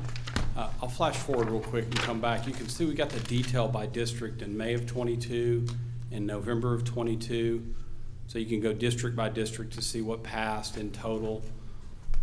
And then you can look here by proposition or amount. And there's maybe something to be gleaned from this. Obviously, the election language has changed since the last legislative biennium, such that it's somewhat punitive to school districts in terms of what has to be put in the election language with respect to tax increases and having to split out stadiums and fine arts facilities from the main of classrooms and that sort of thing. So things have changed somewhat. The data needs to be considered in the data. So from sort of May of 21 forward, you had that. I'm sorry, November of 21 forward, you had that paradigm, and you can pretty much see that passage by par changed quite a bit since those new rules, and they are what they are. And I'm not arguing with them. It's just something that you need to qualify the data with. And again, some of our clients like to see this district by district, so you've got that there. But last year, in the first cycle of May, we had almost $17 billion that was on the ballot, and then we had $15.5 billion on the ballot in November. We don't have a real solid read on May yet, but we understand there could be some fairly robust elections, some pretty sizable ones around the state that could get us back to a number that's pretty healthy. Any questions on the market or the election information? So you believe that the reason that we're seeing from November 21 on of about 50% of those proposed passed is due to language change in large part? That's right. It's predominantly has to do with the fact that you have to break out fine arts and stadiums, and you can go back and pinpoint it by district. The ones that failed really from November 21 forward, by and large, had fine arts propositions on their ballot language. It wasn't wholesale. I mean, there were some elections that had true classrooms and educational facilities that failed for reasons that are beyond this discussion, but by and large, you saw the fine arts and the stadiums fail. So in a lot of those elections, did you see that where there was a classroom proposition, a fine arts or a stadium, the classroom passed and the other two didn't? That's right. Okay, thank you. Matt, do you have a number or percentage of of amounts that failed or districts that failed in May of '22 that had a proposition again? They tried again in November and failed it again. Do you have any idea on that? We haven't done that, but we can do that, and it's, we've got the raw data to do it, so we can look at that certainly, and that's a great question, because those that fail typically do come back with some sort of revised package. Stephenville did. They passed theirs. They failed in May and passed in November. There's some pretty large bond amounts for some of these districts, and just glancing, they didn't come back in November with anything. So it's interesting to me you have that big of a bond. You know, you look at Granbury, they had $394 million bond that they failed all $394 million of it. They didn't come back in November with anything. Right. So anyway, it was just curiosity of what they came back with. Isn't also November typically, historically, maybe this is a Dr. Wright or Liz question, typically in November, don't you stay away from November elections Absolutely. typically? Especially if they're not coming back. Especially if there's a general November. election. Yeah. Like a presidential election. I know with us, you know, as of recent time has been of the essence with bonds. Sure. And so if someone's Someone don't have a choice. $394 million bond, they need it, and you would think they'd need some of it. And so for them not to come back in November, I agree with you in general. I'm just saying it was interesting. Some of them don't represent bond or over bond capacity. They're just passing what they think they need. Yeah. What would you say? Some of these are just total bonds that they need, whether they have capacity or not? Or Yeah, some of them these might. are- Yeah, they Could might just be. be looking I'm for guessing 40 authorization. with $1.3 billion. Exactly. Probably might be future needs. You know, I'm not going to segue to get away from this topic, but that would be a perfect segue for what Argyle ISD has always done. And the fact of the matter has been that you have had to sell bonds into your growth instead of growing and then selling bonds. You've had to be very good stewards of the growth of your community and what that looked like from a demographer standpoint to make sure that you had enough authorization to sell into that as you grew. Because with the rooftops comes the kids, and then you gotta have schools, but you can't, the timing thing has always been. But philosophically, we've taken the tack of asking for what we needed for the time that we were in. Correct. And did we still talk about whether that's, you know, we risk bond fatigue because we are growing so rapidly, and we're constantly going back with legitimate bonds as opposed to doing one big sweeping bond that could be just overwhelming. As you look across all these that you service, do you think it's a district by district decision, or do you have a strong opinion about? It's definitely a district by district decision. You know, the notion, you know, years ago, 10 years ago now, when Prosper passed that $1 billion bond election, and they really didn't have the capacity, air quotes, the need for it yet, but they saw it coming. You know, that was an anomaly at the time. Does it happen now? Yes. Is it rare? Yes. Yeah. It is rare because districts are unwilling to show a package to their constituency that isn't definitive with respect to what they need now. Constituencies typically don't like blank checks. Yep. Yeah. And so what you all have done is more consistent with what we see. There are anomalies out there, like Forney. That's another one. They proposed $1.3 million. Billion. 1.3 billion, and they passed all of it. Right. It does happen. It happened in Prosper, happened in Forney. Who's their bond marketing company? That's what we need to know. It rarely, it happens in the high growth suburban districts, rarely if ever in the established urban districts. It's, I'm trying to think of another one right now in this general area, but I can't think of it. Crum just did it. They passed a $270 billion or $270 million bond, but they don't have that capacity. They may have like 50 or 60 million. Crum put 275 million out there, and they passed 244. Yeah, so they got almost all of it. Yeah. They failed something. Which was probably as fine arts or fine arts. I can look at that as well. Yeah. Certainly. Anyway. A lot of times it depends too on what that particular bond committee and those bond chairs feel the community is ready for. The bond committee does have input into that, whether they feel like a long-term bond or a short-term bond is a better decision.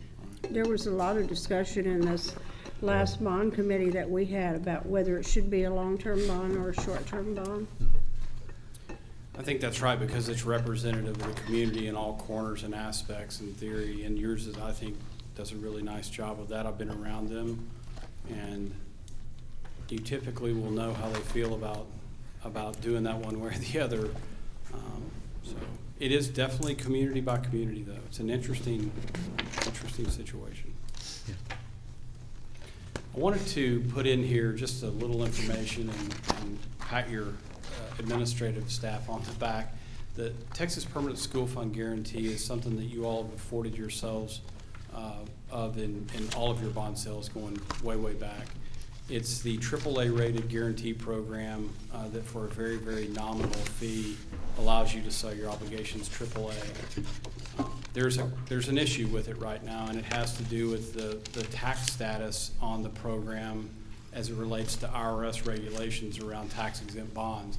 All that to say that the program's closed right now. There's not enough capacity for them to issue certifications of the AAA against school bonds. However, you all pre-filed your application before the holiday, before the window closed, and you had it approved for the sale that we're going to talk about that's going to happen this March and close in April. So thank you all for working with us as we got that done in the last month of the year to get these rated AAA. So what I wanted to jump into next has more to do with that series 2023 sale that we're going to talk about tonight. We will be back in February to get the legal authority, the legal order, the parameters order in front of you and considered for approval to issue those bonds. But part and parcel to that, we wanted to talk about what we see coming with the remaining portion of your 2022 election. And then, so that's scenario one. And then in scenarios 2 and 3, analyze what additional bonded indebtedness might look like in the form of a bond election with 2 different growth scenarios. So I talked about interest rates whenever I first started. The other really, really key determinant for Argyle ISD is clearly your taxable assessed valuation. With the homes comes the kids, with the homes comes the value, and you hope that you can marry those up as best you can so that you can time this correctly to accommodate all of the facilities you need from your youngest programs all the way through high school. And that's what we'll consider in these scenarios. And I'll go in more depth around all this language that's on this page. But before I do that, I just wanted to go very quickly through some things, and I spoke to this notion earlier, and that is one of conservatism. We're always going to look to have inflators on things so that we don't put you in a position of not being able to do what we said you could do. It's imperative to the planning process to make sure that we don't make mistakes. And so a couple of things here. Your tax collection rate we assume is 98%. We've got some estimated fund balances that are going to be used, I think, in a conservative manner. We talk about the rating on the bonds. I spoke to that just a minute ago.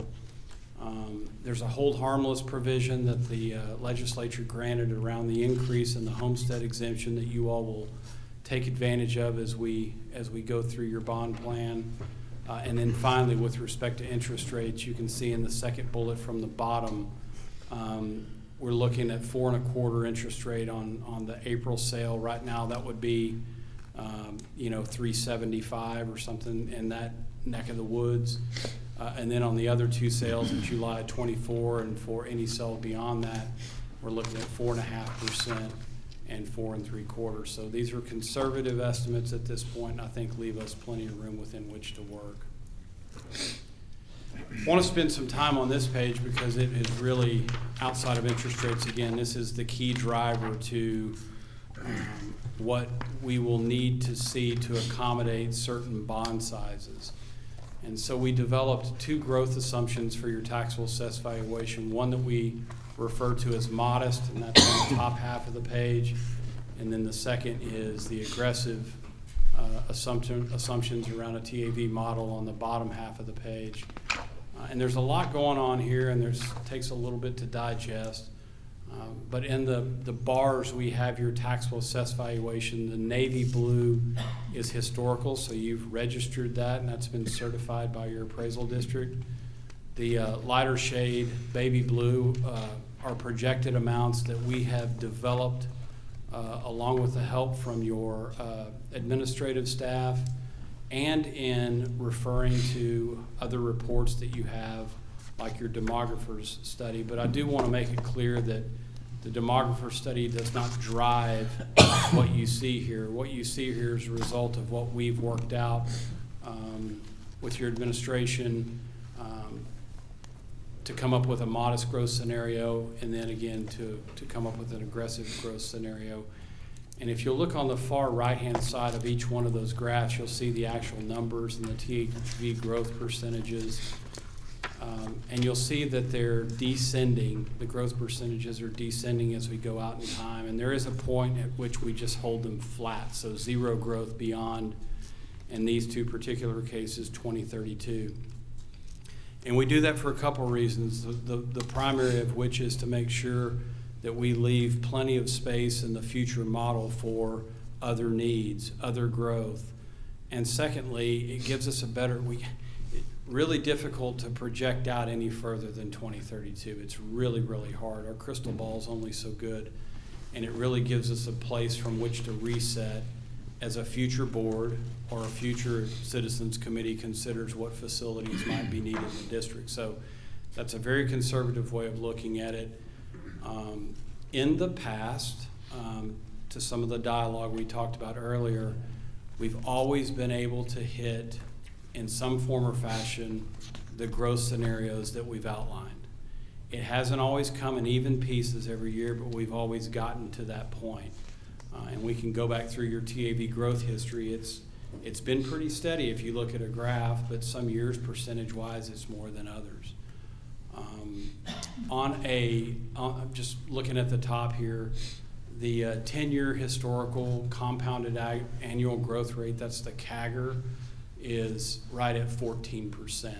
So for 10 years you've grown per annum roughly 14%, and that's reflected in both graphs there. And so what we are proposing for purposes of modeling new debt programs here is below that. And you know, I think that's a conservative place to be, and I frankly think it gets us to the place where you need to be, considering what the facility needs might be going forward. Now, we can adjust this. We can be as aggressive as we need to be or less aggressive as we need to be, and that's all preferential and is something you'll have to help us decide, but we found this to be a very comfortable place from which to start our modeling process. Yes, sir. Are these values associated primarily with today's houses and the future build of houses? Or does it take anything into account of potential commercial taxes that might be coming our way? That's a great question. It's all rolled into one number, so it does take into consideration residential and commercial all together. Now, how that's parsed out, it's not parsed out. It's just the assumption that there will be some commercial growth, predominantly residential growth in this district, but some commercial growth that'll be additive, and it is part of this model. Okay.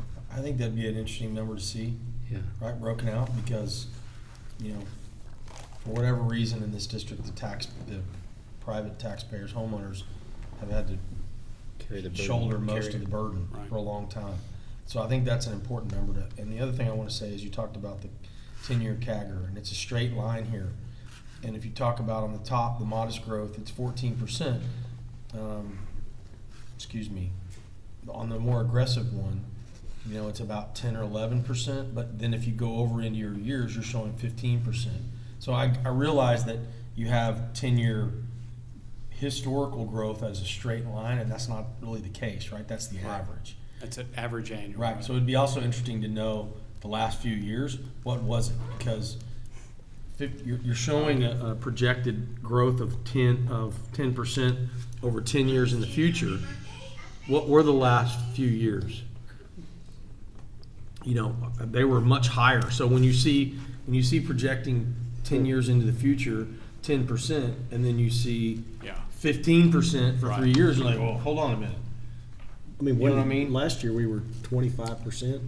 Right. So I'm just saying, when somebody looks at these, when somebody. It's up there, but I can't see it, but it's. Oh, it's, what's yeah. there, 27? It's purposely not this, it's not supposed to be this small. That's what I but was, sorry, I was trying to. 2021, the TAV grew 13.5%. 22, it was 15.9.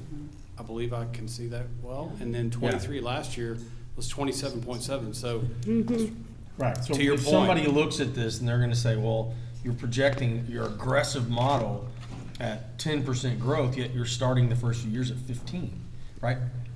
I understand why, but it's interesting to call that out to say, hey, listen, 15 is actually a pretty big pullback from the last year's absolutely. This is all about line of sight. You know, it's the 15% in this particular case for 5 years is line of sight on things like permits, lots developed, homes for sale, things that you can drive around the district and see. And after that, there's no line of sight. So that's, you know, we can look at a demographer's report and see what they think build out will look like. And they do their best to do what we just talked about. Right. But this is all for us. It's just line of sight. It's relying on the community and your administrative staff to walk us through that. Okay, thank you.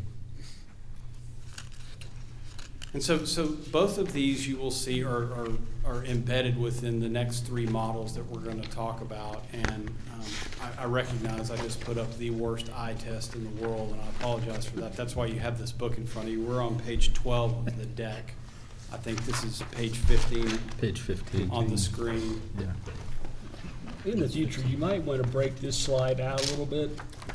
Yeah, I know. Slide. We can do that. So we look at one little section. And we have to search Well, and it's funny you say that because we really do focus Richie. on just a couple of highlighted rows here, and hopefully that's helpful to you.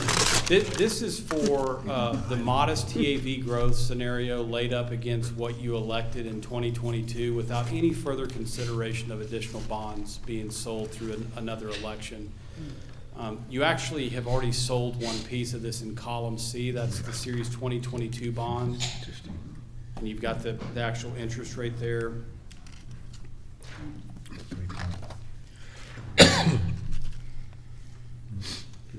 Of 3.92%. And then I spoke of the interest rate assumption on the 23 sales that we talked about that will be AAA rated by the PSF. So 95.5 million, 95.52 million at 4.23%, and the debt service payments on that associated with it as you go down column D. And then we make, you know, an assumption again on an interest rate to exhaust all of the elected amount from 2022 for a sale that would occur next summer, not this coming summer, but the following summer, so almost 18 months from now. Of 54.98 million, which again would exhaust your 2022 election. And so if you then transition over to the right-hand side of the page to column, let's call it M, those are the TAV amounts that we just spoke of on the previous page. And then you can see the change in the TAV by year on a percentage basis to arrive back at what your INS tax rate would be. And you all again are at the 50 cents now, and you're going to be at 50 cents now and for the next projected 3 years through 2026, and then you can see it begins to tail off. And that goes back to the comment that I made earlier about trying to give yourself space to grow in the future so that future boards can dedicate some of that capacity in the tail end of this amortization to future facilities. So that's what that looks like. And the methodology follows the same as you go to scenario 2. This is the modest TAV growth assumption, but now we're beginning to look at the possibility of a 2025 election. In this case, we're talking May or November, and that's in columns G and H. On a combined basis, those two sales would be 115 million. So that's an election of 115 million on top of the 2022 that you've already elected and we're going to sell. And the methodology ripples through just like I spoke on the previous page. If you go out to column P, Q, and R, You can see what happens to your INS tax rate, and notice that because we're adding additional indebtedness, we're gonna have to go out a couple of future years through 2028 to the max tax rate of 50 cents, and then we'll begin to wind that down again for future growth. So you're saying with the modest growth, we could get no funds available in 2025. We'd have to wait till 2026 to pull down 50 million, and then wait another year, we'll put down 65, that maxes us out. We probably can't do anything in 28. Well, we haven't gone beyond 28. So, but any bill that we need to do needs to total 115 million? Well, I'm going to go to another scenario in a minute that has a more aggressive growth rate. So this, again, is the modest TAV. Okay. Now, what can happen is, to speak to your point earlier, is if it's never a straight line, growth is never a straight line. If it is, it's really unusual, and it comes in lumps. If you have another year where it's 27% growth, we can accelerate the timetable, and we could sell some of those 26 bonds, if not all of it, in 25. But we won't know that until we get to that point. So I said earlier, you all have had to sell bonds into your growth. It's been, we know what we need, we've defined that, the community's blessed it, we put it out, it's voted for, there's an amount. Now let's see what the growth looks like, and there's a process by which we go through your central appraisal district every summer, and they give us numbers, and we run a new model against it to see what we can sell that year. And we've done that for years here. I think, if you have another year or two that's akin to something like we had this last year at 27%, you'll be able to accelerate that next bond election, each of those sales by a year. It's easily done. It's incredible what happens on a compounded basis when you have growth in the earlier years of the model. It ripples through in a way that's just incredible. So I think that can happen. Conversely, if it doesn't happen, it can delay it the other way. Mm-hmm. And I don't often see that in high density, high growth districts like Argyle, where they're growing and you can have line of sight on development. But I have seen it in other, sort of rural areas where the growth didn't come. There was some unusual circumstance around that.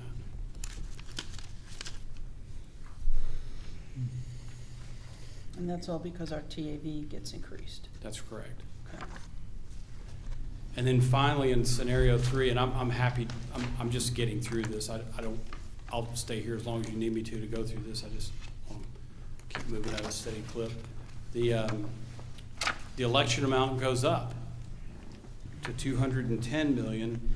And in this particular circumstance, because we're using the aggressive growth assumptions, we get that compounded growth rate faster in the model, so we can actually conduct a sale in 25.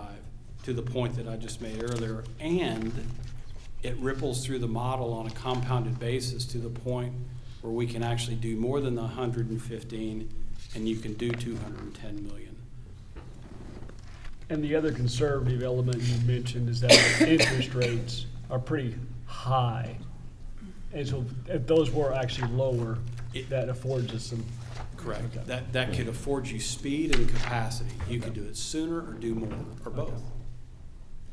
So And your, the increase in the interest rates, that's your conservative estimate, that they're going to increase, that.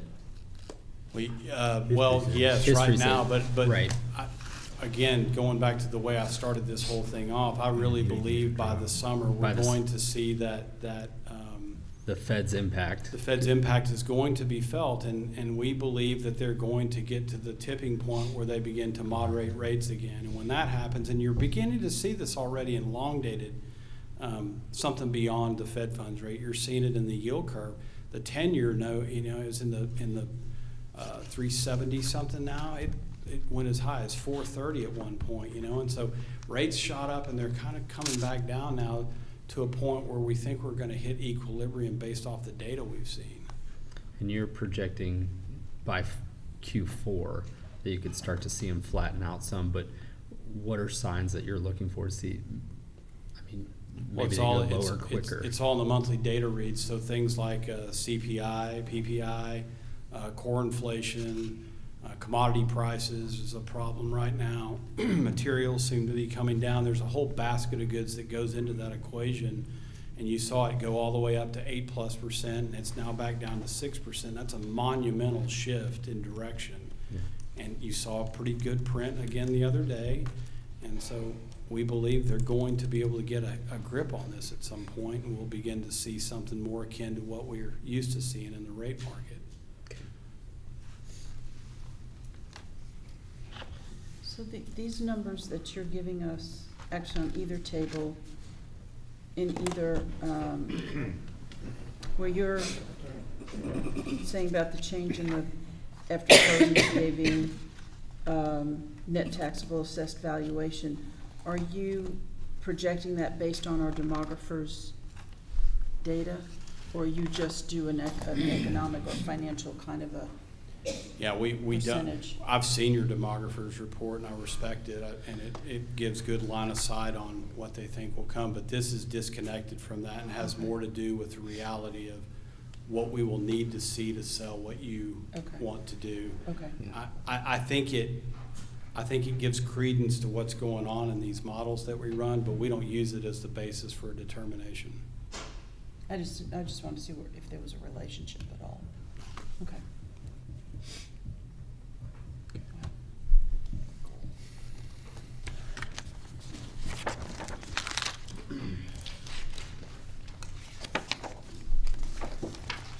And the last page is just a disclaimer. I don't know why we have to put that in there. It seems so foolish at the end. I didn't say anything, I just said. Don't trust anything I say. No, please do. We've had the pleasure of working with you all since before, when you were a K-8 district, and it's been a lot of fun to watch this happen. And I drive out here and I drive past the high school. I went to one of your playoff games this year. It's incredible. I just had a piece of that key lime pie back there the department made.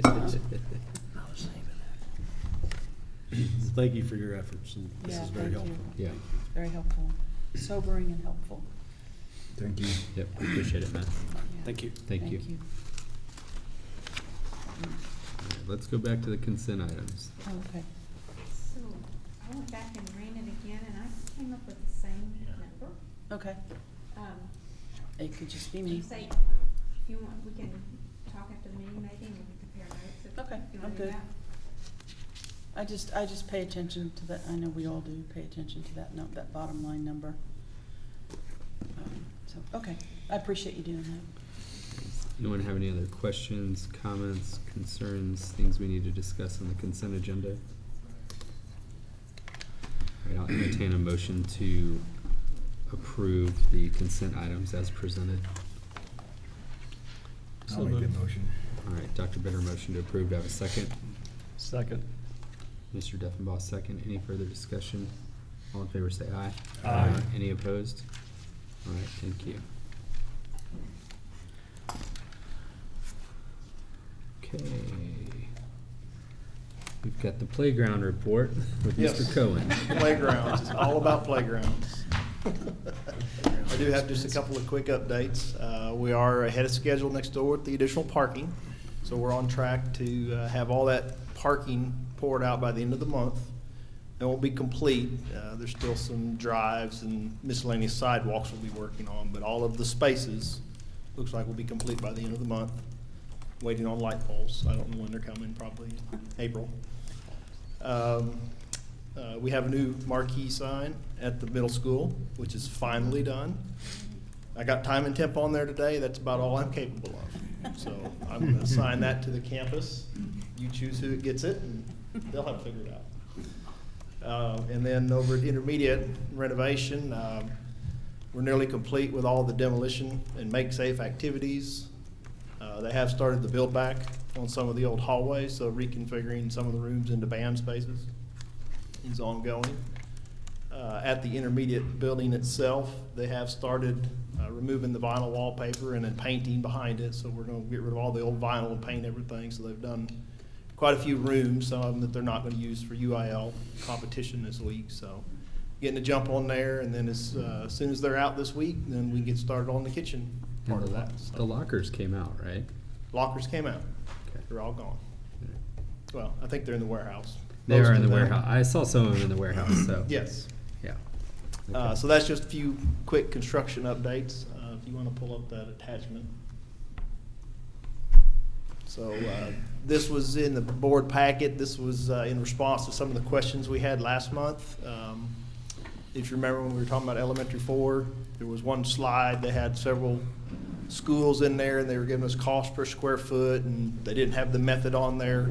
So I actually went back, pulled information I had from all 3 of our architects, and put this together with all of that information. So it includes everything that was on that slide, but I went ahead and put all the other architects' projects in there, and then went back 3 years, just trying to give you a snapshot of what historical data is, and really what it tells me is that sometimes your CM at risk projects were cheaper. They were the cheaper of the 2. Other times they're not. So they're all definitely in the same ranges typically. I didn't run any averages to see where that would have put us, but I'd be happy to discuss more if you have questions about this, but I just wanted to let you know why this was in the board packet. I also did a spreadsheet on middle schools. You didn't really ask for that, but I thought we're talking about that now, trying to get design. So I put that spreadsheet in there. You'll notice there's a lot fewer of them because you build fewer middle schools than you do elementaries, so there's not as much historical data. So that's why it's not as detailed and broken out as this elementary format is. What is our cost per square foot projected on ES4? On ES4, go to the That's next elementary page. school. It might have been on there. 364. 364? We were in the 364, maybe even a Oh, there little you go. higher than that. Is it, ES4, 365 is where we're projected. That was based on the number that they had last month for us, looking at 39 million was their projection. And that's still an estimate, it's really not been value engineered yet? Correct. We're still working through that process as we design and getting that ready to go out and get all the trades bids. But in advance of that, we're preparing that list and already looking at some of the things that we may have to do. What was our actual cost per square foot for South? For South, we're at, I don't have a final cost on that yet, but at bid day, we were at $260 a square foot. I expect we should be around that. We increased the contract, I think nearly 400,000, but we should still see 150 to 200,000 in savings once I final all the financials. So just to confirm, a previous board kind of made the decision in the past, in large part due to recommendations by the Bond Oversight Committee to move away from CMAR to CSP. And the reason we're going back that way now is due to many things, but one of them being lead times on equipment. And by doing CMAR allows us to order equipment sooner in the process. That's correct. That's one of the reasons. Okay. It's not necessarily a complete strategy shift. It is a shift No. based on current market conditions. Based on where we're at, correct. Okay. It is not a strategy shift. Okay, thank you. Continue to look at them, project by project basis as they come up. Yeah. Okay. So if there's no other questions, that's all I have on construction report. You want to do your other action items while you're up there? If you want. Oh. On his thing he just put here. 12E. What does that mean, though? They're the two highest prices yeah, per 12. square foot. Well, we did too, this and south of two. Yeah. But it's timing. I think that's what, it's all about the economic environment. Okay. Where do we move to? Action items? This action item is for storm shelter peer review services. So as part of one of the latest ICC codes, and a lot of towns have adopted this, they require a third-party independent usually an architect or engineer, to review the design of the storm shelter by our design architects. And that's just to ensure that they have designed it according to all the codes and it's meeting all the standards. That's not something that we can run through the design architect. They mandate that it be paid for by the owner, completely separate. So we issued an RFQ to request these services. We got, I believe, 6 or 7 responses, and team sat down, evaluated those, and so what we're bringing to you tonight is the recommendation of 3 different firms, much like we did with the architect services several years ago. So this would allow us to have a pool of third-party peer reviewers that we can pull from to review those storm shelter designs. This is a requirement before these jurisdictions will issue building permits. So it requires a letter that's signed and sealed from this third-party reviewer. So it's not something that we can put off and do later. It's got to be done up front. So we'd like to request approval for EMA, Farnsworth, and PGEAL as our pool of companies that we can go to for these peer review services. So what we do is we'll get a fee from them when we're ready to get one reviewed, and then that will come back to you for approval of the fee at that time. Very, very similar to what we do with architect services. I'll entertain a motion to approve action item 12E as presented. Motion to approve item 12E as presented. Mr. Western, motion to approve. Do I have a second? Second. Dr. McDade, second. Any questions or other? I have a question. Can you scroll up, please? Go right ahead. The, where it says, each new building or addition will have storm shelter included. So is that much like the remodel at intermediate? Does that require us to put in a storm shelter? That one does not. It's not Flower Mound. That one does not require storm It says shelter. Town Margot too. Okay. But it is going to be typical, so. Okay. I just know, like, so this isn't part of the new building standards, TEA building standards? No, this is, going to depend on when the jurisdictions adopt that the edition that has this of that ICC 500 code. Okay, thank you. Yeah.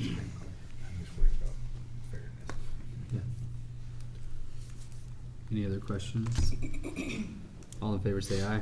Aye. Any opposed? All right, thank you.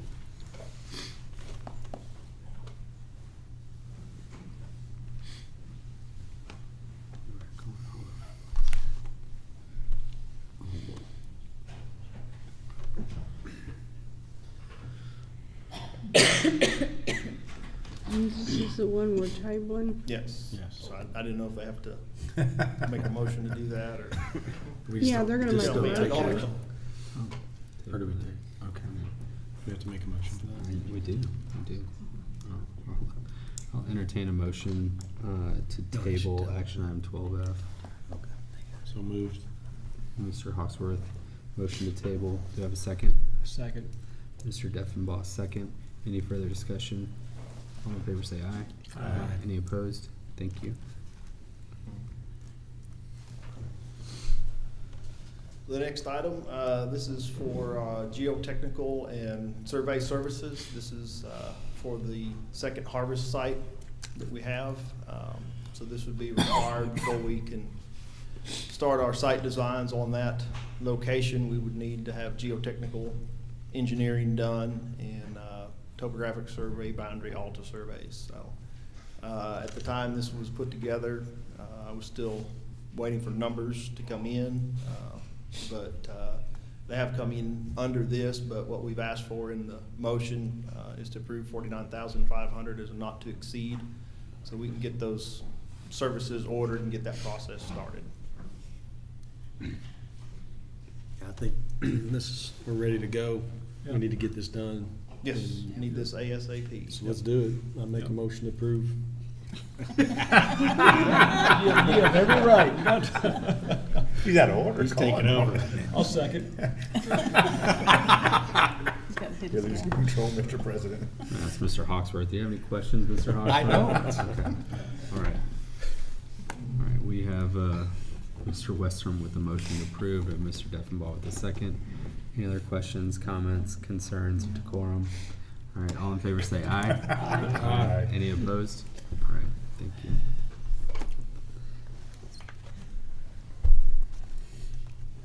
Okay, so we can go back to your report now, Dr. Wright.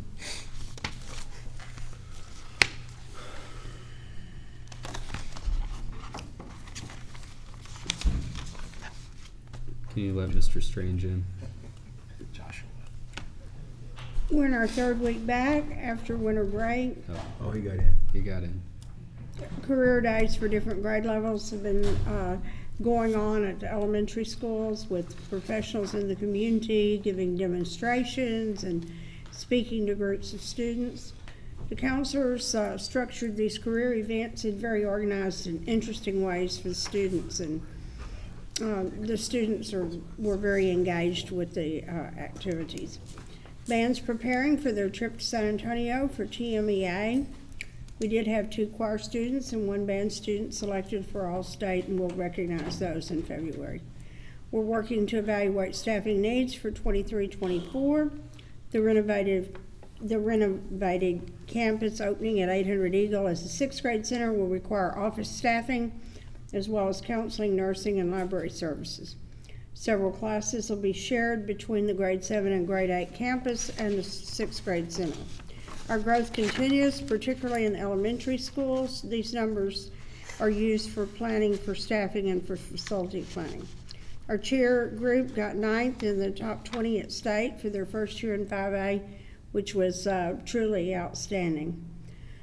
Football finished the year 14-1, 6-0 in district. Coach Rogers won the Inside High School Sports Coach of the Year. Boys basketball is 1-4 in district and 18-7 overall. They got 2nd at the Kaufman tournament. Girls basketball is 23-3, 7-0 in district, ranked number 6 in state. They won the KSA Holiday Classic in Orlando.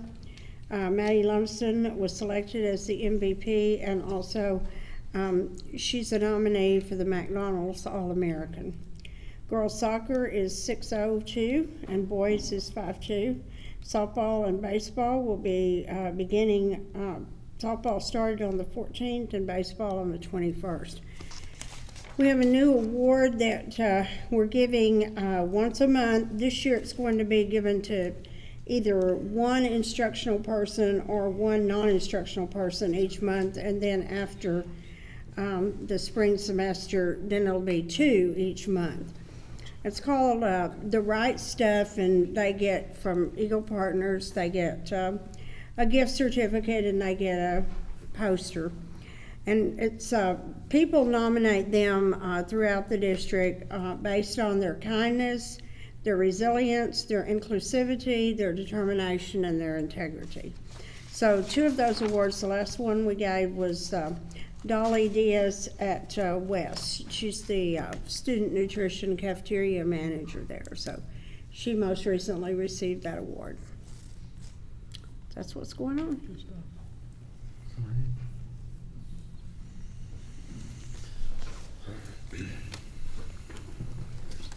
Ready to go to 12A?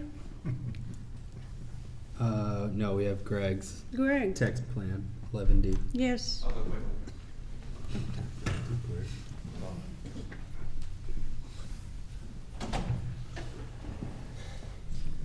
He has condensed this to 11 slides. And cool looking presentation too, I must say. Yeah, very cool. Very nice. So I'll try to get through this quickly. We're actually in a point right now where we're not doing quite as many projects as we have historically. So that helps in making this a little bit shorter as well. Currently in our department, we have 8 positions: myself, my administrative assistant, technology coordinator, technology specialist, a computer technician level 2, and then 3 computer technicians. 1 computer technician is dedicated primarily to Chromebook repair and collection, and then the other 2 are dedicated towards daily tickets that come in. The computer technician level 2 is more so projects. So one of the things that I really want to hit on that to me, and I believe to the district, is very important. The security and network position, we've kind of talked about this previously. but it's very important as we grow that I can start training somebody to take on some of this network responsibility. And I think we're in a good position to do that right now, since we are only renovating a campus and not opening a campus. That gives me a year to train and get this person up to speed. The second part of this that I think is equally important, if not more important, is the security aspect. So right now within the district, we're very fragmented with who handles certain aspects of the district, so physical access, cameras, et cetera. So I think bringing this portion into this network position as well will be a huge benefit for the district, especially as we grow. Getting rid of some of that fragmentation and having somebody that has complete ownership of making sure like all the badge system is correct, and now since the badge system interacts with the camera system, since they're in that world of both of them, making sure everything is set up correctly. For example, cameras can be pointed towards a door, and when somebody scans their badge or uses their phone to open that door, it can create a short video that links to that access event, but that's only if those things get set up correctly and are maintained. So, like I said, in my opinion, this is really imperative as we grow, and now that I believe our bids come back tomorrow for converting the rest of the school district and upgrading it with that Verkada system.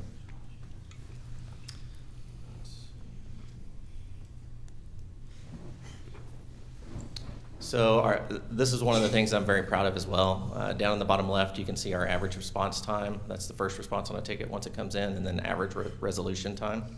And I think it's kind of funny because I'm in a group of technology directors and CTOs in North Texas, and I posed this and sent it out to the email group, and I only got one response. And I know it's because nobody hits times like that. Tech support, everybody rags on. It's so terrible dealing with people, and that's not what I want the experience here in this district. So I'm very proud that we can resolve, on average, our tickets in less than a day. Oh, I will point out the increase of 6.5%, not that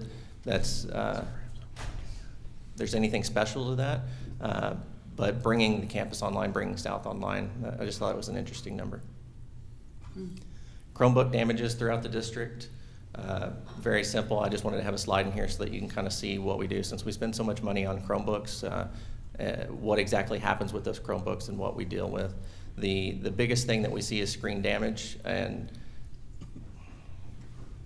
kids are very rough on devices, but part of it is making sure those kids are actually using their cases on campuses and that they're not taking them out of the cases.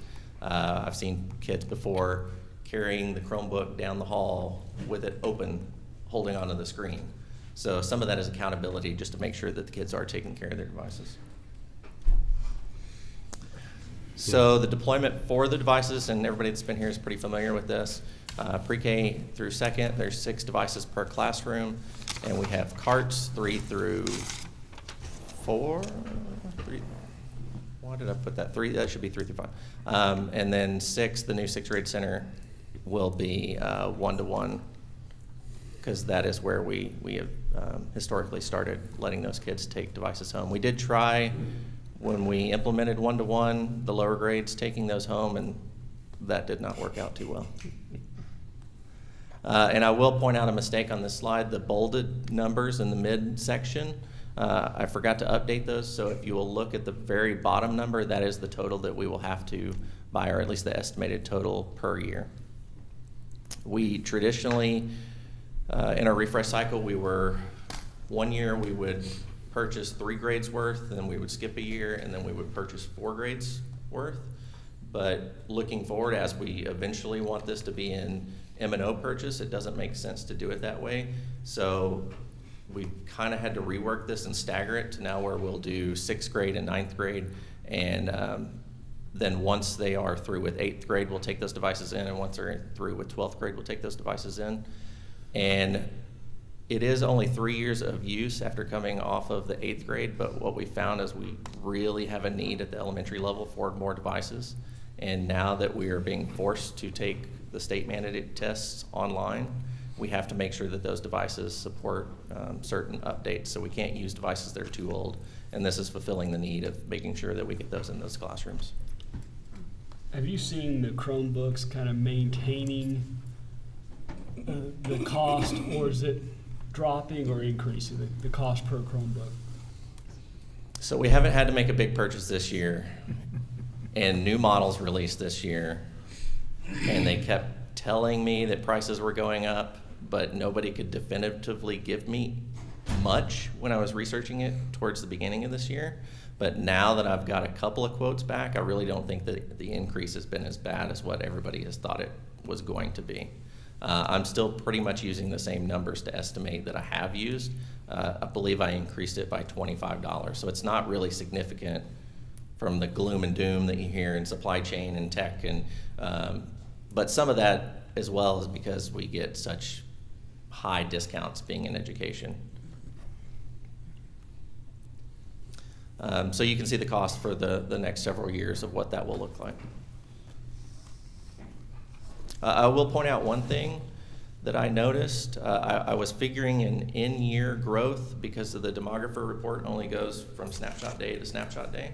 And that's not necessarily how many devices that we'll need for the remainder of the year. So we'll need other devices for deployment after October. But looking at the numbers, and I looked at this with Dr. Wright, it's interesting if you look at the high school level, especially now, I bumped my numbers down because we're not really seeing that in-year growth. All of our growth is just really coming from the larger elementary classes coming up. So I thought that was interesting, where I used to have to buy more devices and now I'm not. So our big expenditures now are one-to-one, and as long as we have that program, that is going to be one of our largest expenditures. We just recently did some of the network refresh. We're good on that for many years now. That'll be a consideration for a future bond. Campus openings, are the other very large expenditure because of all the systems that have to go into those campuses. We did in the past convert our phone system, so now that's an M&O purchase, and we do have new fiber optic connections that are coming to this building. As of about a month ago, all of them are complete, so I'll do a complete cutover where this is the central location for housing everything this summer. Tech vehicles, I did submit for one this year, but our budget being the way it is, we did have to cut that. At some point, that really needs to be a consideration, and I believe since we saved money on the last network refresh, it is a possibility if we were to use money there off of the savings, I think that could pay for those vehicles. We currently have one, but we have 3 technicians that go out all the time every day. So they're currently using personal cars, and I don't really like that their vehicles are getting beat up, where when a maintenance worker doesn't have to beat up their own vehicle taking tools around. Are we paying their Great. mileage? Okay. Greg, in regards to refresh, I know you talk about Chromebooks and laptops. Is there any thought of refresh on those TVs and carts that are in, like Hilltop, that obviously we bought a vehicle that would fit that TV and cart, but like the newer schools, they're not there's no obstruction with those carts and those TVs in the classrooms. It leaves more space for the kids. So are you saying considerations where they would mount on the wall or newer Are models? there considerations to refresh them, get rid of them? Like, what's the life expectancy on those? So I don't know if any of y'all have been in. Those the Promethean boards? So Promethean is what we put in the new campus. They're touchscreen, no matter what brand, they're touchscreen TVs effectively. I'm talking about the big ones on the metal carts and.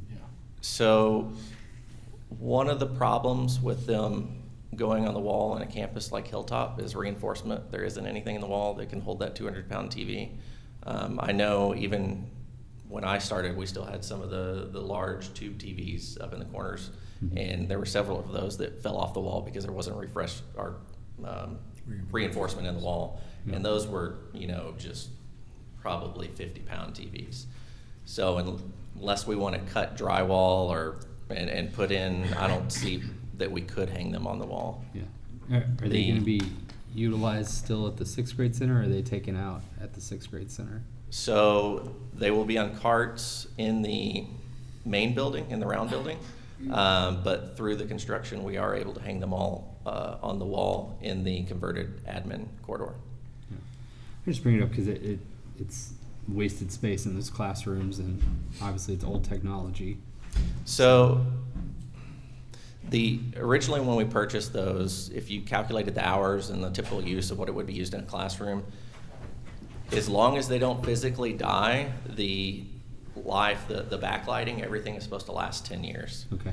So one good thing that we have going for us as we've grown, we've also been able to put devices staggeringly in. So when it is time to refresh, we would only have to refresh our initial purchase. But that is definitely a consideration for a future bond. Not that we have to do it anytime soon, and really they've been holding up well. The biggest issue that we've found is people breaking the ports on them with the cables. Beyond that, it's a very small percentage of ones that actually break. It's like as far as the screen technology itself, it's like a home TV. They last almost forever. Yeah. I was just wondering, again, it's not that the functionality, like they don't work, it's just there's like newer bells and whistles. It's like putting a tank in the classroom, so. Anyway. I'm not saying there might be, thoughts and feelings on getting on that from a biased person. I will say that the price has considerably dropped. When we did our initial deployment, I think we paid, which was already a heavily discounted price, I want to say they were around $3,600. And the latest Prometheans that I bought, I think were $2,200. So technology has evolved, and the devices themselves have to come down in price. Right. Hence why your Chromebook prices aren't going up. Yeah. Okay. So just reiterating, Chromebooks are a large purchase. And then one other thing I wanted to throw out there, we're having to change how we refresh our devices. So in the past, you'll remember it's this campus that we're going to refresh this year, a different campus next year. Well, now that we've had so much commingling and people move around within the district, and technology has got better, what we're going to do is replace based on a year model or specs within the devices. So when I come back to present our next refresh, it's going to be based on a certain chipset within the device and not necessarily the campus itself. And that's all I have. So one of those, if you go back one slide, it talks about shifting to an M&O model, and we all know this has been coming. Do we have a plan? We have a plan for the next couple of years. For the one-to-one program? Yes, so we hope to, I know the board hasn't approved this yet, so this is tentative plan that y'all will be hearing. Out of the remaining 2017 bond funds, to be able to push more of that towards technology, because those are allowable expenses for the one-to-one, and cover the next couple of years. There wasn't, one-to-one is an item now under the new bond regulations that it has to be a separate proposition. And as you know, we didn't do that in the 2022 bond. So our choices now are 2017 bond and M&O funds. So our most, the upcoming couple of years, we do have a plan where we can fit that in, if y'all are willing, under the 2017 savings, along with some other items. And then after that, we will have to either look at adding it into a future bond, but it does have to be a separate proposition, or bringing it into M&O. So those are our options at this point. I think we have, I'm one person, but I think we have to really look and find a way to put it in M&O, because you're doing, 20-year bonds, and we're changing equipment every 3 years. So 17 years from now, I'm still paying from the first computers. I'm still So paying on for it. those, you have to do a separate bond structure with a shorter term. What, is it 3 years? I don't know if it's 3 years. I think it's a little bit longer than that, but you're not doing the 20-year bonds on that. 5 to 7. You also, to use the 17 bond, that's something we've got short life. You also have to prove that you're paying that much on the 17 bonds within that lifespan. So I'm in agreement with you. It's not a good use of what I would say is long-term bond funds. So you have to bring that into M&O. But as we all know, M&O is stressed from every direction. But the technology is a daily part of the student's education, so I don't think it's an option. I think we have to work that in. That was my question. Do you see long-term that this is always going to be a viable option for the district to 100% pay for one-to-one? Or do you see that at risk. I think that we have to find a way to do it. I think that's such an integral part of the education process. The computers, how they're funded is what's at question. Right.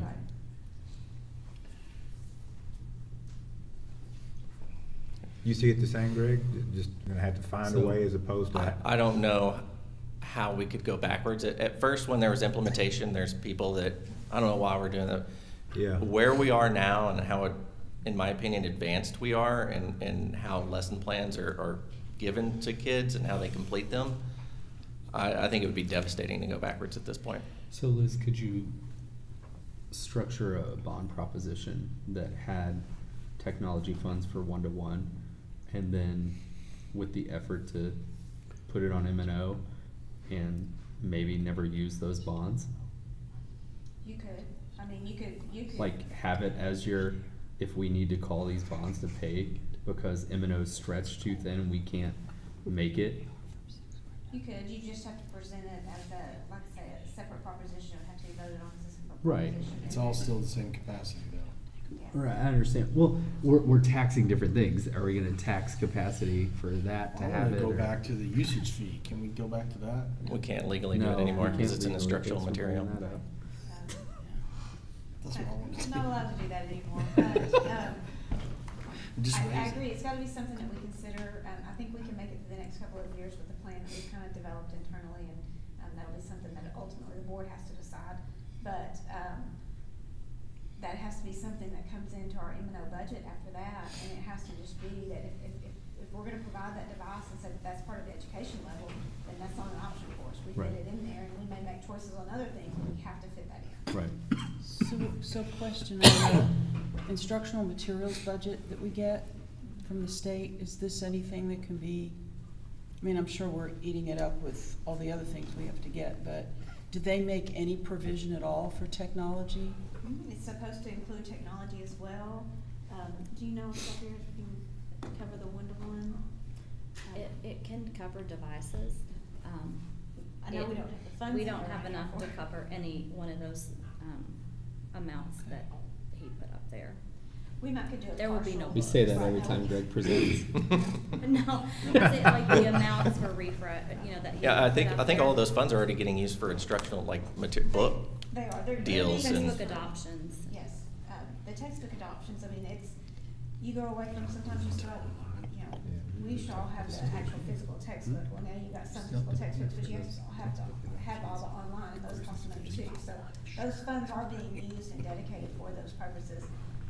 But it's not that we can't look and see, okay, well, 2 years down the road, maybe we could put a third of it in that year of that allocation. We can look and see what the options are when we get to those years, but in my opinion, it has to be something that is in the budget.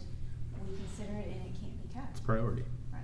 Has the state talked about increasing that materials budget at all to provide, because I'm sure we're not the only district having this issue. The last legislative session, they cut it. They do. They cut it, but they've got a surplus. They have a surplus. I have not, of course, I haven't looked at every bill that's been proposed yet, I can tell you that, but I haven't heard that in any discussions that that's been put out there to increase that. It's just something we've talked about in the past and it's still out there. We just gotta figure out what we're gonna do. So she mentioned like our online textbooks, they're the same price as a paper, like a Right. hard Yeah. copy Right, textbook. right. We still have to buy the online textbooks to Right. use. So another reason I don't think we could ever, even if we chose we didn't want to spend the money, I don't think we could go back on 1-to-1 at this point because now we're being forced to do all testing online. Well, and I don't think we're talking about going down No, I just directly wanted at to- all. We're just talking about where's the money. Can't come keep from. bonding for technology. Yeah. Yeah. So I will, I You can keep hesitate doing it as long to as say you open anything new because schools. I don't want to get my hopes up or your hopes up. But I did apply for about $1 million in emergency connectivity fund, part of a grant, whatever you want to call it. Crum just got approved last week.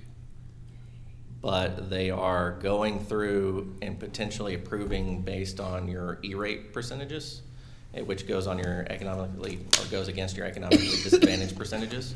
So we are low on the totem pole, but our E-rate consultant said she believes that we probably will get funded, but I don't believe it until it happens. But there is that light out there that something really good could happen. So that would definitely be a big relief and help us in some of those aspects. That's the hard part about grants for us in general, because we are higher assessment on that. Yeah. And then the last thing, just before I close out, talking about, thinking through my head how devastating that would be if we went back to those teachers and those students at this point. I do want to reiterate this position, because one of the things, that network portion on there is very important, and you can see it. If our internet ever goes out, it's interesting to see what's being done on campuses. You cannot do anything anymore in this age if your network doesn't work and your internet doesn't work. So that is very crucial, not only to our department, but for the workings of the district itself. And I will say security is equally important in my opinion, because better security means better safety. Is there an option to have a computer technician also be responsible for this, so that it has some availability in case there's need as a computer technician?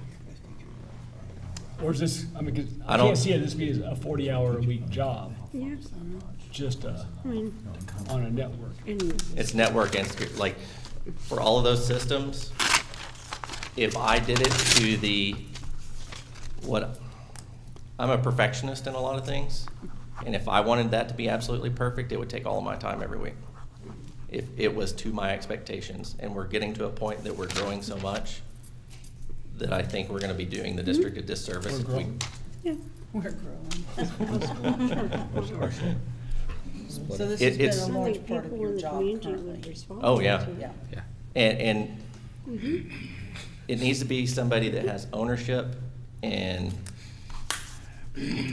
really values those things working correctly and values the security and safety of the district, all of the things, and has the ability to pick things up very well, has some expertise. It's got to be the right person. I really don't think you could just put a technician into this and it would work, not successfully.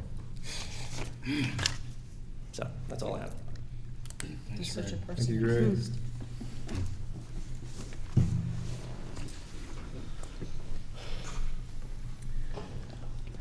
All right, we can move on to action item 12A.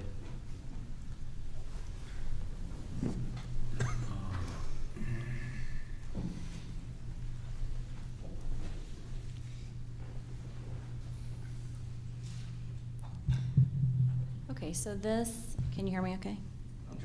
Okay. So this, last year, you approved a renewal of our DOI, our District of Innovation. And at any time, you can make an amendment to the District of Innovation plan. And then that amendment is good for the term, the remaining term of that plan. So this is an amendment to the DOI that we would like to propose to kind of pull SHAC in under the, or to be handled by the district leadership team, DLT. And so the purpose of that is just to reduce the number of meetings, and we feel like the DLT can handle the items that SHAC would be required to cover. How often are they meeting now? SHAC by law is required to meet 4 times a year, or by code. DLT meets 4 times a year also. So is this advisory committee, is a committee made up of who? Community members? Some community members, school personnel. DLT is also district leadership team. I'm not talking about just like our admin team. District leadership team is our district site-based committee. So that committee also consists of parents, consists of teachers. There are some administrators on the committee. Also, there are community members that aren't parents on the committee. So there's a breakdown in policy that tells us who has to be on your district leadership team or your site-based team. So would you combine this membership, or would you, bring the SHAC people into the DLT for their meetings? Well, under or- this, there wouldn't be a SHAC committee. That's true. Well, I Right. mean, the current members. But so their membership it's for a year. Oh. So this would be for next So year. you're basically saying there's no more community involvement in this, it's all gonna be district-led? No. Not at all. The Not at exact all. opposite. What's this district leadership team? I was thinking. That's our parent. site-based committee. That's That's, made up of So, community members. do the members. members of DLT, are they aware of this? this was put through them first, so they've approved this recommendation. So is the intent then to let that year expire, and then the members of the DLT would take that on as for their own agenda? Or would Mhm. you still have a separate health advisory committee that comes in and works with the DLT? No, it would be one committee. Okay, got it. So you're just extending their duties a little bit? Mhm. Okay.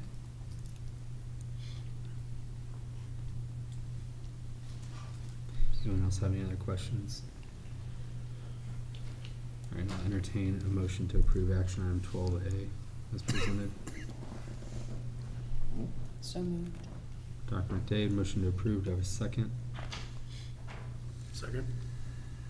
Mr. Matthew Slayton, second. All in favor say aye. Aye. Any opposed? All right, thank you.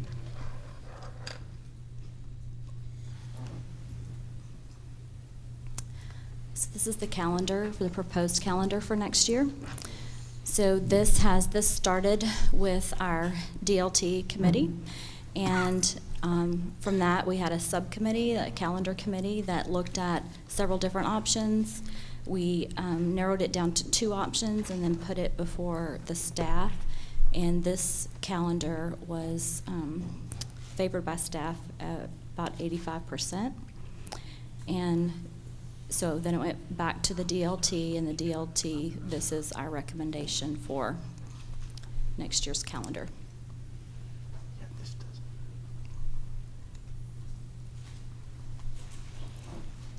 In the past, have we started that late in the week, or we generally started on Monday? I'm trying to. So that's a good question. So in our DOI, we're allowed to start earlier than what TEA allows. So TEA requires that you can't start prior to the 4th Monday in August, but our DOI allows for an earlier start.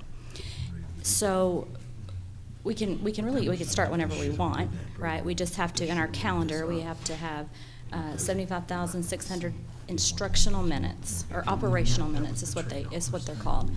So this, normally, we start the 3rd Monday in August. Students come back the 3rd Monday. But with the way the dates fell, we were able to come back on a Thursday, which has overwhelmingly been the staff's preference to have a short week with kids the first week. But this also affects when you look at those days prior to when kids come back, starting August 1st up until that time, those are 2-a-days. And so I say that, not just athletics, but band. And so there's a lot of practice and things like that happens during those 2-a-days that end once students come back. So this allows for so I can't say that in the future we'll be able to start on a Thursday. It just depends on how many days in August are before when that 3rd Monday would fall. But you're correct. Normally we do start on a Monday. Any other questions? Entertain a motion to approve action item 12B as presented. So moved. Mr. Matt Slayton, motion to approve. Do I have a second? Second. Dr. Bitter got it quietly over here with the second. Any further discussion? All in favor say aye. Aye. Any opposed? All right, thank you.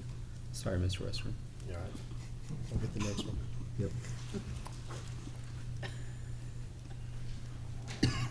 All 12C.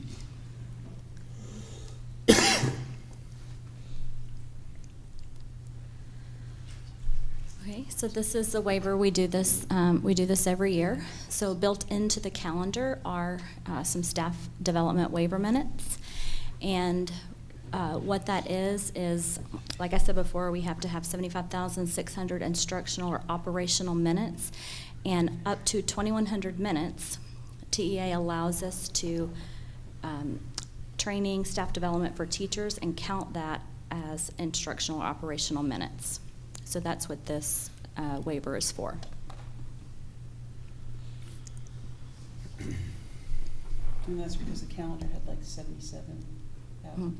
We always build in, it had, I don't have it in front of me, 70,160. Right. So we always build in several days extra, or what would be equivalent to several days, just for things like in case we have more than 2 days of bad weather, if we have to have early release, if a boiler goes out at Hilltop, things like that.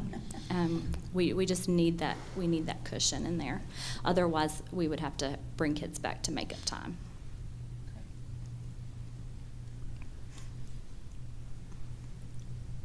Any other questions?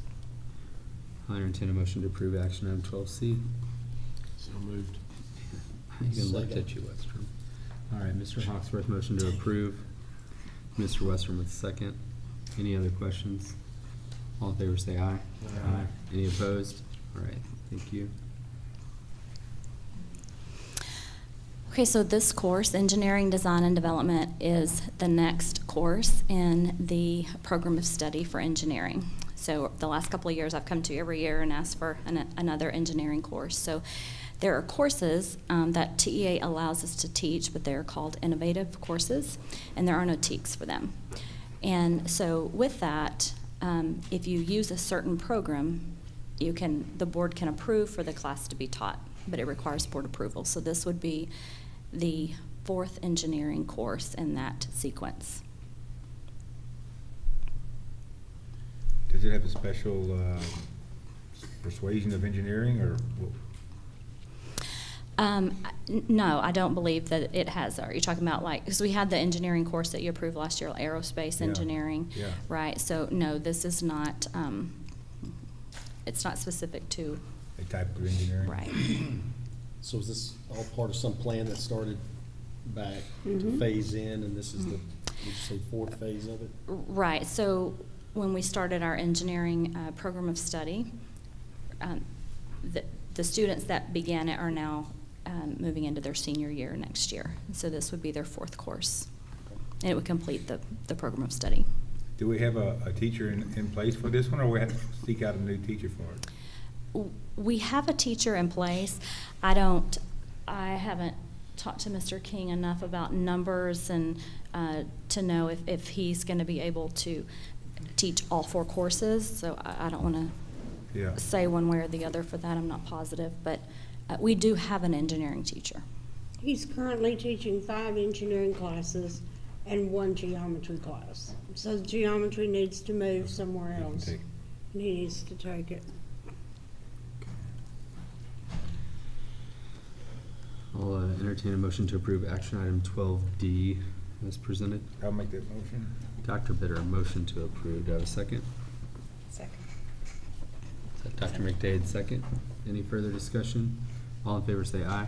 Aye. Any opposed? Right. Thank you.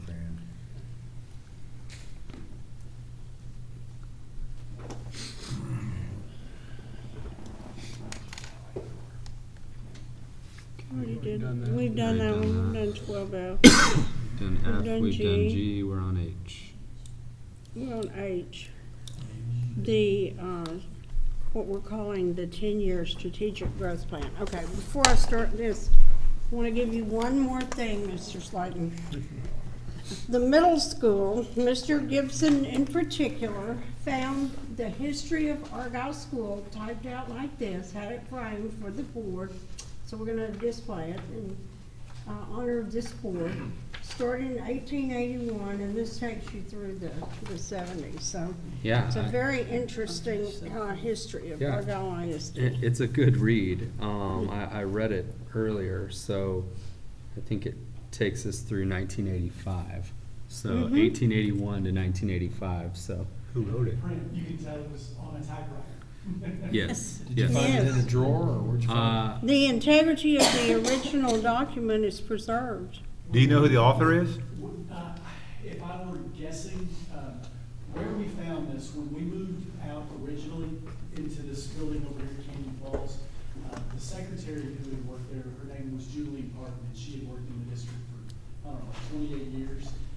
And we found it then, and I just put it in a file folder and moved down there with it. And then when we moved back out of Canyon Falls, I was looking through file folders, and I found it again, and I was like, well, that needs to go up somewhere. That's really cool. Right. It's So she may be the author, but I'm not positive. Yeah. It doesn't have anybody's name.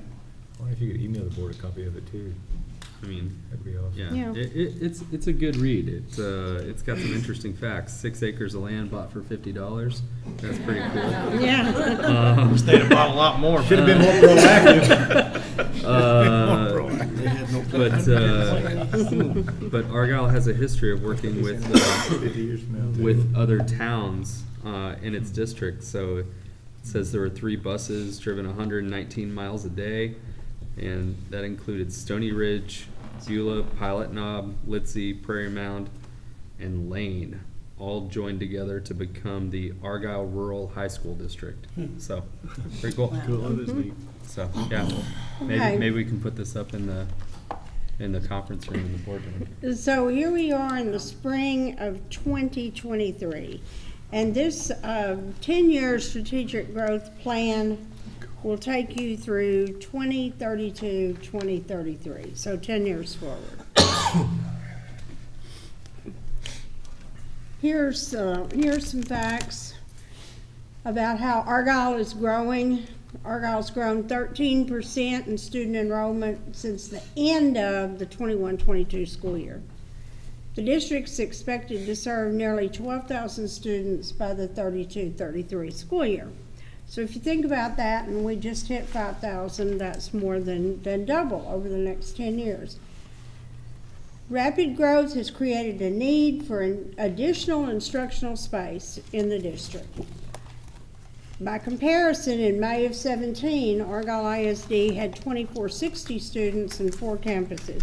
In January of 23, the district has 5 campuses, 1 reopens in fall of 23, so we'll have 6, and just enrolled the 500 students. So you can see that in 6 years there, between 17 and 26, the district did double.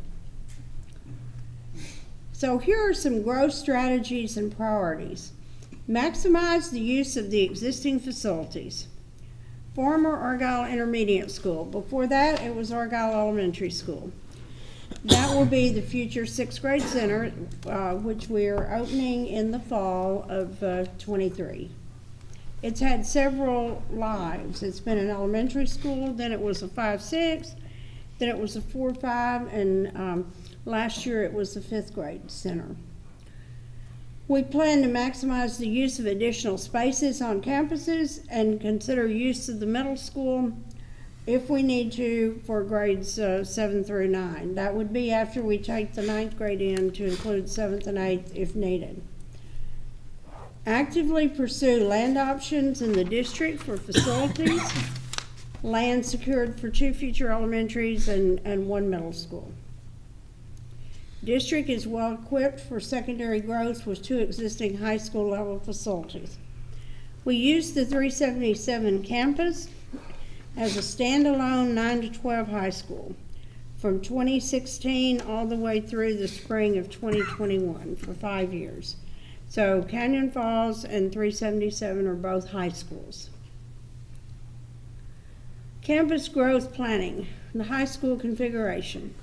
Remain 1 high school until Argyle High School reaches 2,700, then split into 2 separate 9 to 12 high schools, utilizing Canyon Falls and 377. This is based on district growth, which is currently slowed at the high school level, but district growth, not any set date and time. It's a number. It's a district growth number.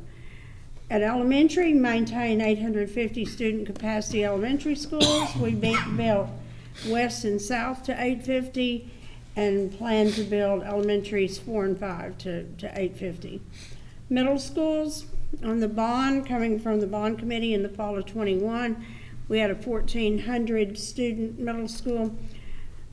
Because of the inflation and also because of the size of that, we're reducing to a 1,200 student capacity for middle schools, which again is a reduction from that original plan. One middle school will serve 6 through 8, and the other would utilize the 6th grade center at 800 Eagle and the 7th and 8th grade campus, which is on land that we're acquiring. A bond overview. The voter approved bond in May of 22 for $267,885,000 with no tax rate impact. Bills elementary 4, elementary 5, and middle school 1. A high school stadium at Canyon Falls, an IAC at Canyon Falls, and has technology, transportation, land acquisition, and middle school number 2 design planning.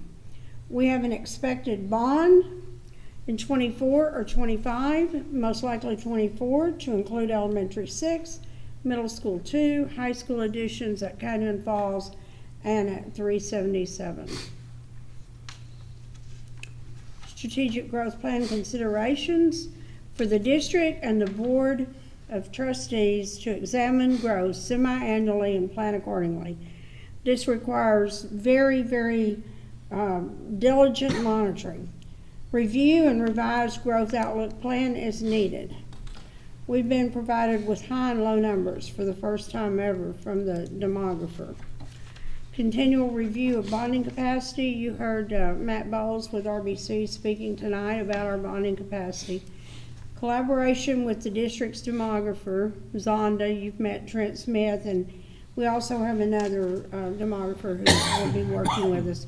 And the district's financial advisor, RBC, you heard tonight. Continuing collaboration with local municipalities, which means North Lake, Argyle, Bartonville, Flower Mound, and Denton, the 5 municipalities that Argyle serves portions of those.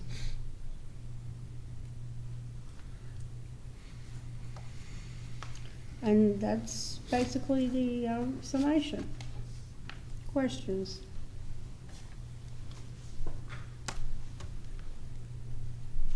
Okay, I'm asking you to adopt this. That's the action part of this.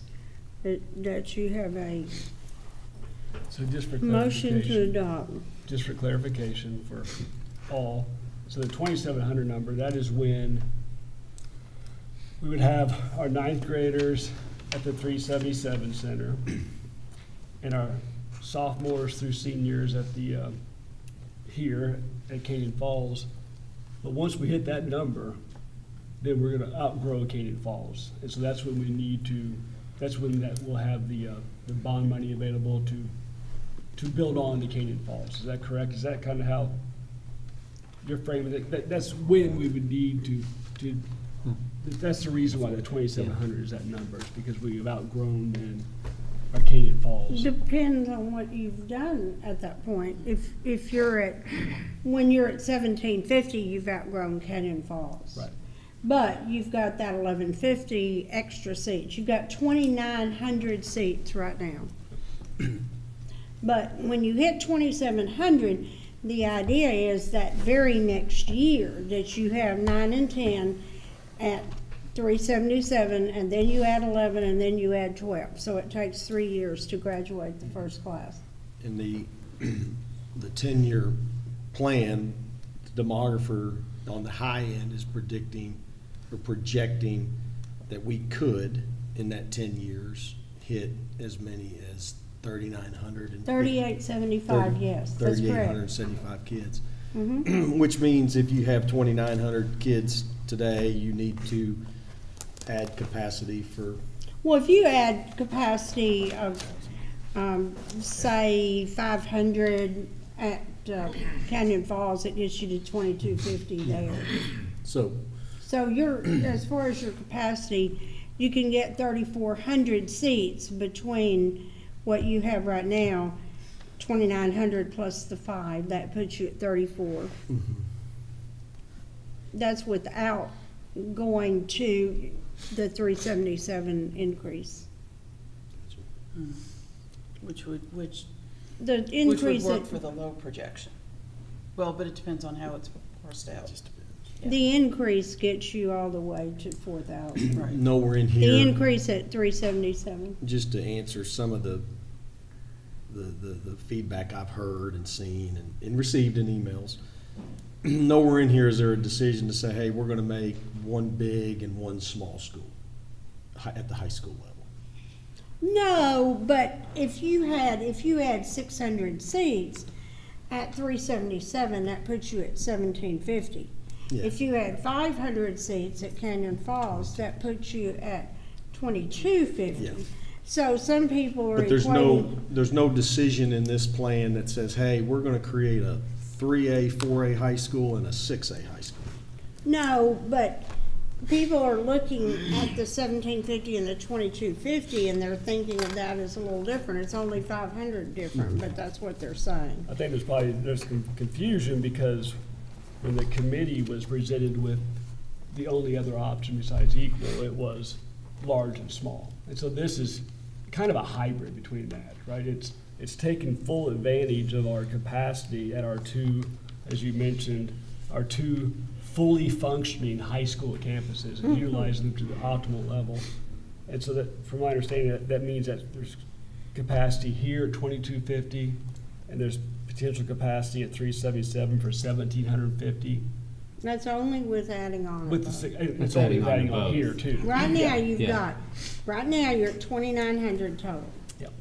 Yep. So you can max out then these campuses at 2,250 and 1,750. So by the numbers, when that splits that she's talking about, it's two 5A schools by today's designation of 5A. Yeah. Right. Yeah. There's only 500 difference. Yeah. And that's 500 is a projected. difference total. Projected. It's a little over 100 per graduating class, so you're looking at, And if we, just Well, if you have 27, you might split them 13 and 14. I mean, right. and if we But- go to but low we're not projection, capacity. So, it's less but we're than not that. looking at vastly different Right. Schools. classifications. Right. You're No, looking you at don't have two- one 3A and one 5A You're looking or at something even like at that.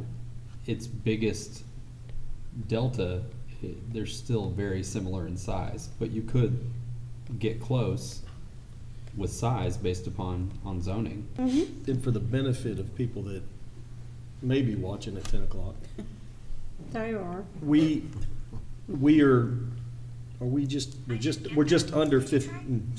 just under 1,500 kids today at the high school. Correct. So this plan is 1474. saying we're gonna grow another 1,200 kids.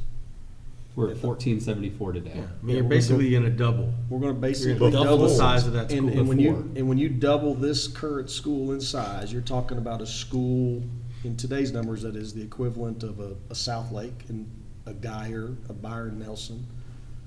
I mean, that's a 2,700 campus, right? Yeah.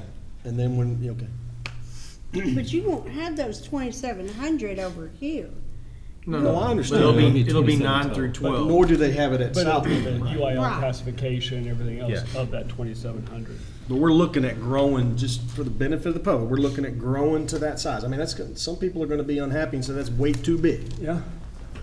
But I think also, though, it answers a lot of the questions and emails and things that we've received about it.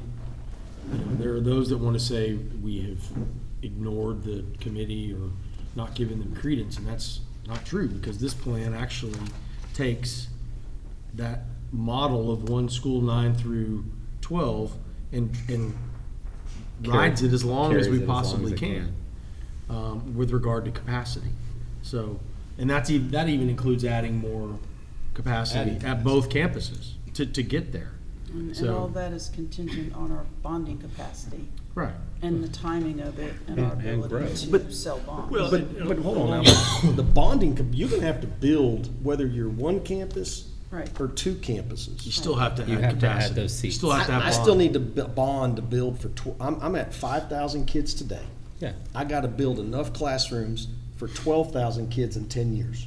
Right, right. And I mean, I gotta build elementary schools, I gotta build middle schools, and I gotta build either additions to 377 and Canyon Falls. Regardless of configuration. Regardless. Right. We're blessed as a district in that we have 2 buildings that are high schools already. But they both have to be added on to, regardless of configuration. I think the same thing too that Josh just said is that, you know, the core of the discussion has been around high school configuration, but this is a district growth strategy. This is about, you said we have 12,000 students we got to find a home for, right? And so that includes elementaries, that includes planning for future elementaries, middle schools, middle school 1, middle school 2. How do they feed? Where do they feed? This is a much bigger, I mean, the high school configuration is certainly a large part of it, but it's not the only part of this growth strategy. Because what you see is we have 2,900 high school seats today if we close a middle school. Right. Yes. And so where we're really seeing, when I went, this exercise for me, I went, we got a middle school problem. Right, we're getting pressure. We don't have on enough. No, when you build middle school quicker than we are too, high school. it puts you at 3,000 middle school seats. Yeah, but you're not gonna build middle school 2 till 2027. I'm just saying, we have pressure at the middle school level much sooner More than we rapidly have at than the high school level. Primarily because the plan is to close a middle school. But you eventually end up with 4,000 high school seats on this plan. Yeah. 3,000 middle school and then about 5,000 elementary. And 2 comparably sized high schools. And one by day. you being willing to put potentially 7th, 8th graders and 9th graders at If we have to. 377, you've actually, in the short term, solved the middle school problem. Because we'll have one middle school built in 25 already funded, Well, right? the first year that you put 9th grade at 377, it won't There's be extra full. capacity, yeah. Right, So we could, because you have 1,150 seats. Yeah. And you won't have that many 9th graders that Yeah, first so you or can second keep year. some 7th, 8th graders there, and then have basically 2 fully operating middle schools as well, which gives more kids more chances to participate in the sports and make the teams and have close relationships. And Dr. Wright, I think you bring up a really good point in your presentation here that there's nothing black and white here. This is a living document that us currently, future boards, and current administration, future administration, what have you, is going to have a pulse on regularly. And if amendments need to be made, then amendments need to be made. We can't, it's just like Matt said, there's a line of sight only so far that we can see. And so, but as best as we can, we need to project out the direction that this district's going, and we'll adjust accordingly if things change. I mean, whether that's enrollment slows, whether that enrollment goes higher than the highest projected number. But we need to, the reason this is important to me is because it's a 10-year plan, which helps us get a little bit longer term vision. And in that 10 years, we're projected to be from 5,000 students to 12,000 students. And that's why I think it's important to communicate a plan like this at the elementary school, middle school, and high school level. Yeah. Well, I think it's also why we didn't put a year. To Sam's point, there is no year in here that this is going to happen, right? This is about enrollment. So if growth slows, new home building slows, then the plan slows. All right, so I think it's well put together. I appreciate it. And also, we've looked at some of the figures as far as timing of build needs and et cetera, and it's spread out better with this, and so it's more, I think, functional to get the bond money at the future date, so that should work fine. And for me, the thing I was most nervous about when looking at these numbers, I've been digging into these numbers, as you all know. You have? Not you. For way too many months, building models, graphs, et cetera. It really just hit me that as we keep growing, we're going to have our same excellence. That's what we do as Argyle. But our identity has always been a small school, and a small school alternative in the Metroplex. So people are moving here to not go to Flower Mound or to not go to Denton Ryan or things because they wanted their child to have an opportunity to go to a smaller high school for all that we know is the obvious benefits. But as we grow, and we're right now, we're the smallest we'll ever be even in the future, even any individual high school, because what are we, our graduating class of like 340 now? And we're just gonna keep going up. But anyway, we will have gone in 10 years, if the projections are correct, we would have gone from the smallest high school in the area compared to Northwest, Denton High, Denton Ryan, Byron, South Lake, Marcus, Flower Mound, the smallest, to larger than what Flower Mound is today. And Flower Mound is the largest high school in the area. So it's crazy to me to think that small Argyle, by being one high school, will end up being big Argyle, the biggest school potentially in the area. And with this plan, we're not only optimizing our two current high school facilities, that's what people forget, I think, is that we are blessed to start off with two fully functioning high schools. And I think it's wrong to make that a high school a middle school. You know, it should be a high school. Anyway, so we've got that, and we will then become middle of the pack. We'll be 5A, you know, for both schools. That would be upper middle? I mean, middle would be somewhere It between would 3 put and us 4A. near Denton High level. Yeah, you're gonna be 5A D1, 5A. D2. This time, the cutoff was 1,300. Yeah. But Yeah, that but changes, that number's increases every good. 2 years. Yeah, but Denton High is 2,000 kids today, and they're in our district, right? Mhm. So, I mean, We're that, one of the smallest schools in Yeah. 5A. yeah. Yeah, we became Just- 5A by what, 42 kids? We were Not only many. 1344 when we, 4 kids total. it was 1344. Just age. 1,300 was the number. 44 Oh, kids. 44, okay. Anyway, I support this after reviewing the data, too much, cost, et cetera, timing. I think this is a good optimization of all our current facilities and I think- timeline of building. I don't want to bury also the educational opportunities for our kids. And you know, my kids, we've been in the district 13 years, and what we were afforded when we first came to the district is definitely not what they're afforded right now. And so it's exciting to me as a parent who still has 2 kids in the district of what we're continuing to grow. Even, you know, just adding one engineering class. Like, my daughter will take that 4th class. She's had the engineering classes. And so looking at the opportunities that we're going to continue to grow opportunities for our kids educationally. And we look at these larger districts already about the opportunities they have from a fine arts, and academic and athletic opportunities, and we're going to be able to continue to grow that because we're the smallest we're ever going to be right now. So I'm excited about continuing to grow, you know, our CTE programs and our educational opportunities for our kids, and be able to continue to provide academic excellence that we're known for. Yeah. So, will we have everything that everyone's ever had? No. But we're definitely going to have more than what we have today, and what we offer today is excellence. So.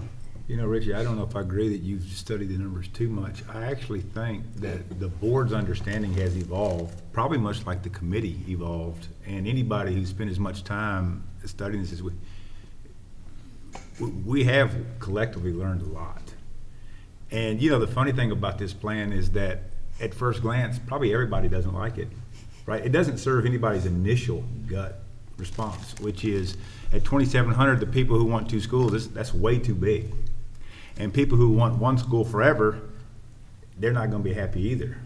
But what I think the district and the board evolved to is something that truthfully fits the best of both models that people were advocating for. And it's not a fact where people were dug in and didn't listen. It's quite the opposite. It's where through listening, discussing, debating, agreeing, disagreeing, I think a plan has emerged that allows us to utilize what we have, to be mindful of the cost associated with the decision, but also, like the one gentleman said, maximizes opportunity for the most kids in many arenas.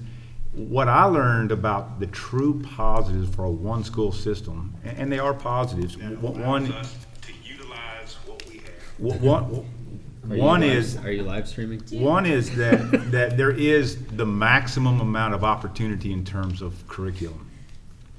And the second is you can probably provide that maximum opportunity for the least amount of money. Those are probably the ultimate benefits of a single school. And of course, the spirit of, all one Argyle is a reasonable concept. So the downsides is the size. It's so big. You can't discount that opportunity. You can't discount the consequences, which is you lose intimacy. You lose the fact that teachers really know their kids, that advisors know their kids. You can't argue that it's easier to secure smaller campuses than it is larger campuses. And this plan really puts all that into perspective and says, hey, we're going to utilize what we have until we can't. And then we're going to have two schools because now we're continuing to maximize the needs, the opportunities, and at the end of the day, when you have two 5A schools, that benefit in a 6A one school model is minimal. In other words, the amount of opportunity that you're going to get in class selection in a 6A versus the amount of selection you're going to get in a 5A is not that big a delta. So you're still getting massive. You're getting more class selection than 90% of Argyle High School kids in the history of Argyle High School. So you're not really sacrificing that much curriculum, options, and you're gaining a lot in these other categories. So I think that's why it makes sense. And remember what we said in terms of this school spirit deal. We're still one Eagles, just two nests. So we're good.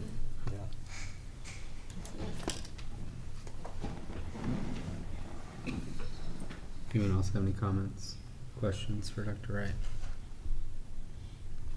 I appreciate you putting it together. Yeah. And I appreciate the effort that all the administration made in answering the questions and providing the data.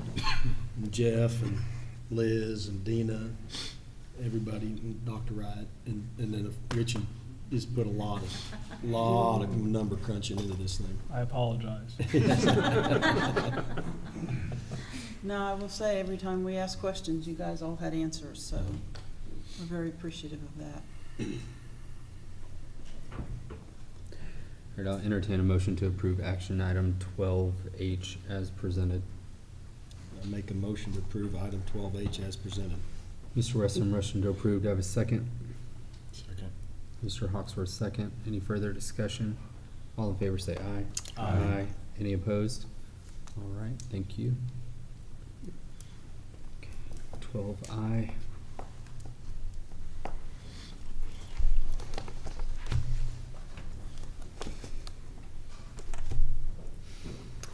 Okay, we have quite a bit of concern that has been evidenced to me and evidenced to some of you regarding the Encore project that I believe would directly pose a risk to our students, our staff, and our family. And so I want to send this letter to Encore. Basically, it says that we request that Encore follows state policy of prudent avoidance as recommended by the World Health Organization, and this includes keeping lines away from students attending school in this area and residents.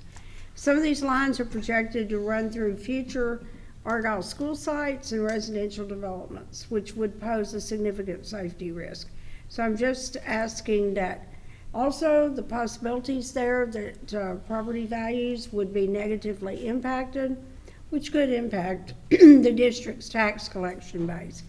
So I'm just asking to send this letter to Encore, asking that they use the World Health Organization's recommendations and keep the lines away from our students attending schools. So that's my request, that you approve this letter or endorse this letter so that it can be sent. Anyone have any questions? All right, I'll entertain a motion to approve action item 12I. So moved. Mr. Matt Slayton, motion to approve. Do I have a second? Second. Mr. Deffenbaugh, second. Any further discussion? All in favor say aye. Aye. Any opposed? All right. Sometime back, a previous board approved the idea of using adjuncts for volleyball and other activities for club teams. Like if a student's going to be away at a tournament for club volleyball, that if they had an adjunct with them, that would be a person that was eligible to participate in the teacher retirement system, teacher person, that they could be counted present at school. Same thing with 4-H. If they're away at 4-H and they're with an adjunct, they can be counted present at school. So I'm asking for 2 new people who meet all the requirements and are eligible to be approved as adjuncts for volleyball. Brittany Nicole Harris and Stephanie Lee McLeod. Yeah, I make a motion to approve. Anyone have any questions? Well, no, I gave you time. Having fun tonight. I just said, I didn't know what else. Better speed it up. That's what he You said. got to either breathe or ask questions. Yes. All right. Mr. Western with a motion to approve. Do I have a second? Second. Mr. Hawksworth, second. Any further discussion? All in favor say aye. Aye. Any opposed? All right.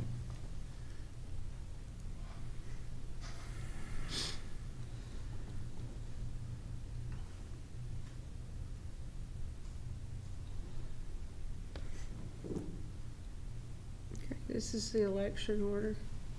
Do I need to read it? Mm-hmm. Have the You want me secretary to read it? No, You can read it? secretary's I think, not reading. I think the secretary can read it.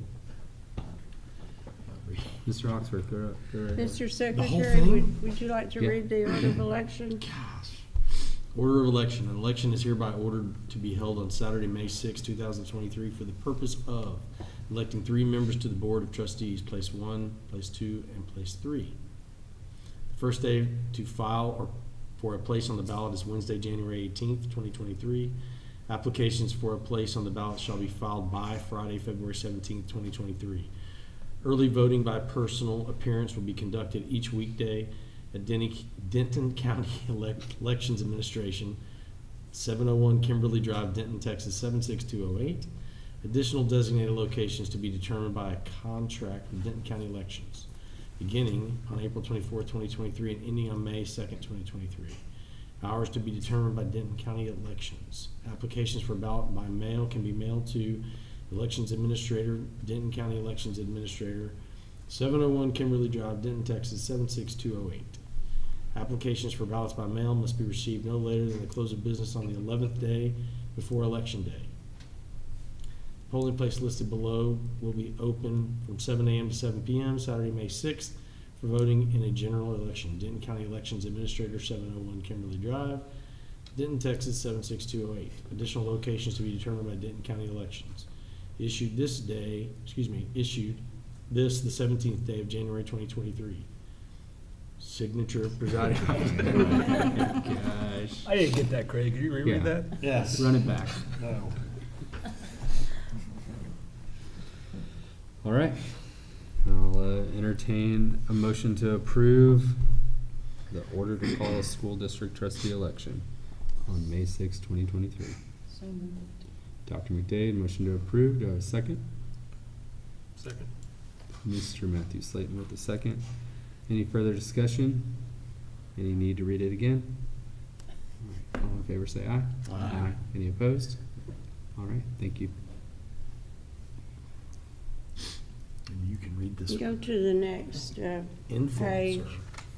This is an update that we received from TASB for safety program risk management to CKC local. And everything that you see that's red is what's being deleted, and everything that you see that's blue is what's being added. Do you want me to read the whole thing, or have you had a chance to read it? We've read it. You've read it all, everyone's reviewed it carefully? Okay, is there a motion to approve this then? Whoa, Mr. Western. Yes, Whoa. motion to approve. Whoa. All right. I will entertain a motion to approve action item 12L as presented. Motion to approve. All right, Mr. Second. Western, motion to approve. Where's the second coming Me. from? No. Mr. Western, motion to approve. Do I have a second? Second. Mr. Hawksworth, second. Any further discussion? All in favor, say aye. Aye. Any opposed? Thank you. All right, the time is 10:24 PM and we are adjourned. Thank you all for your time tonight.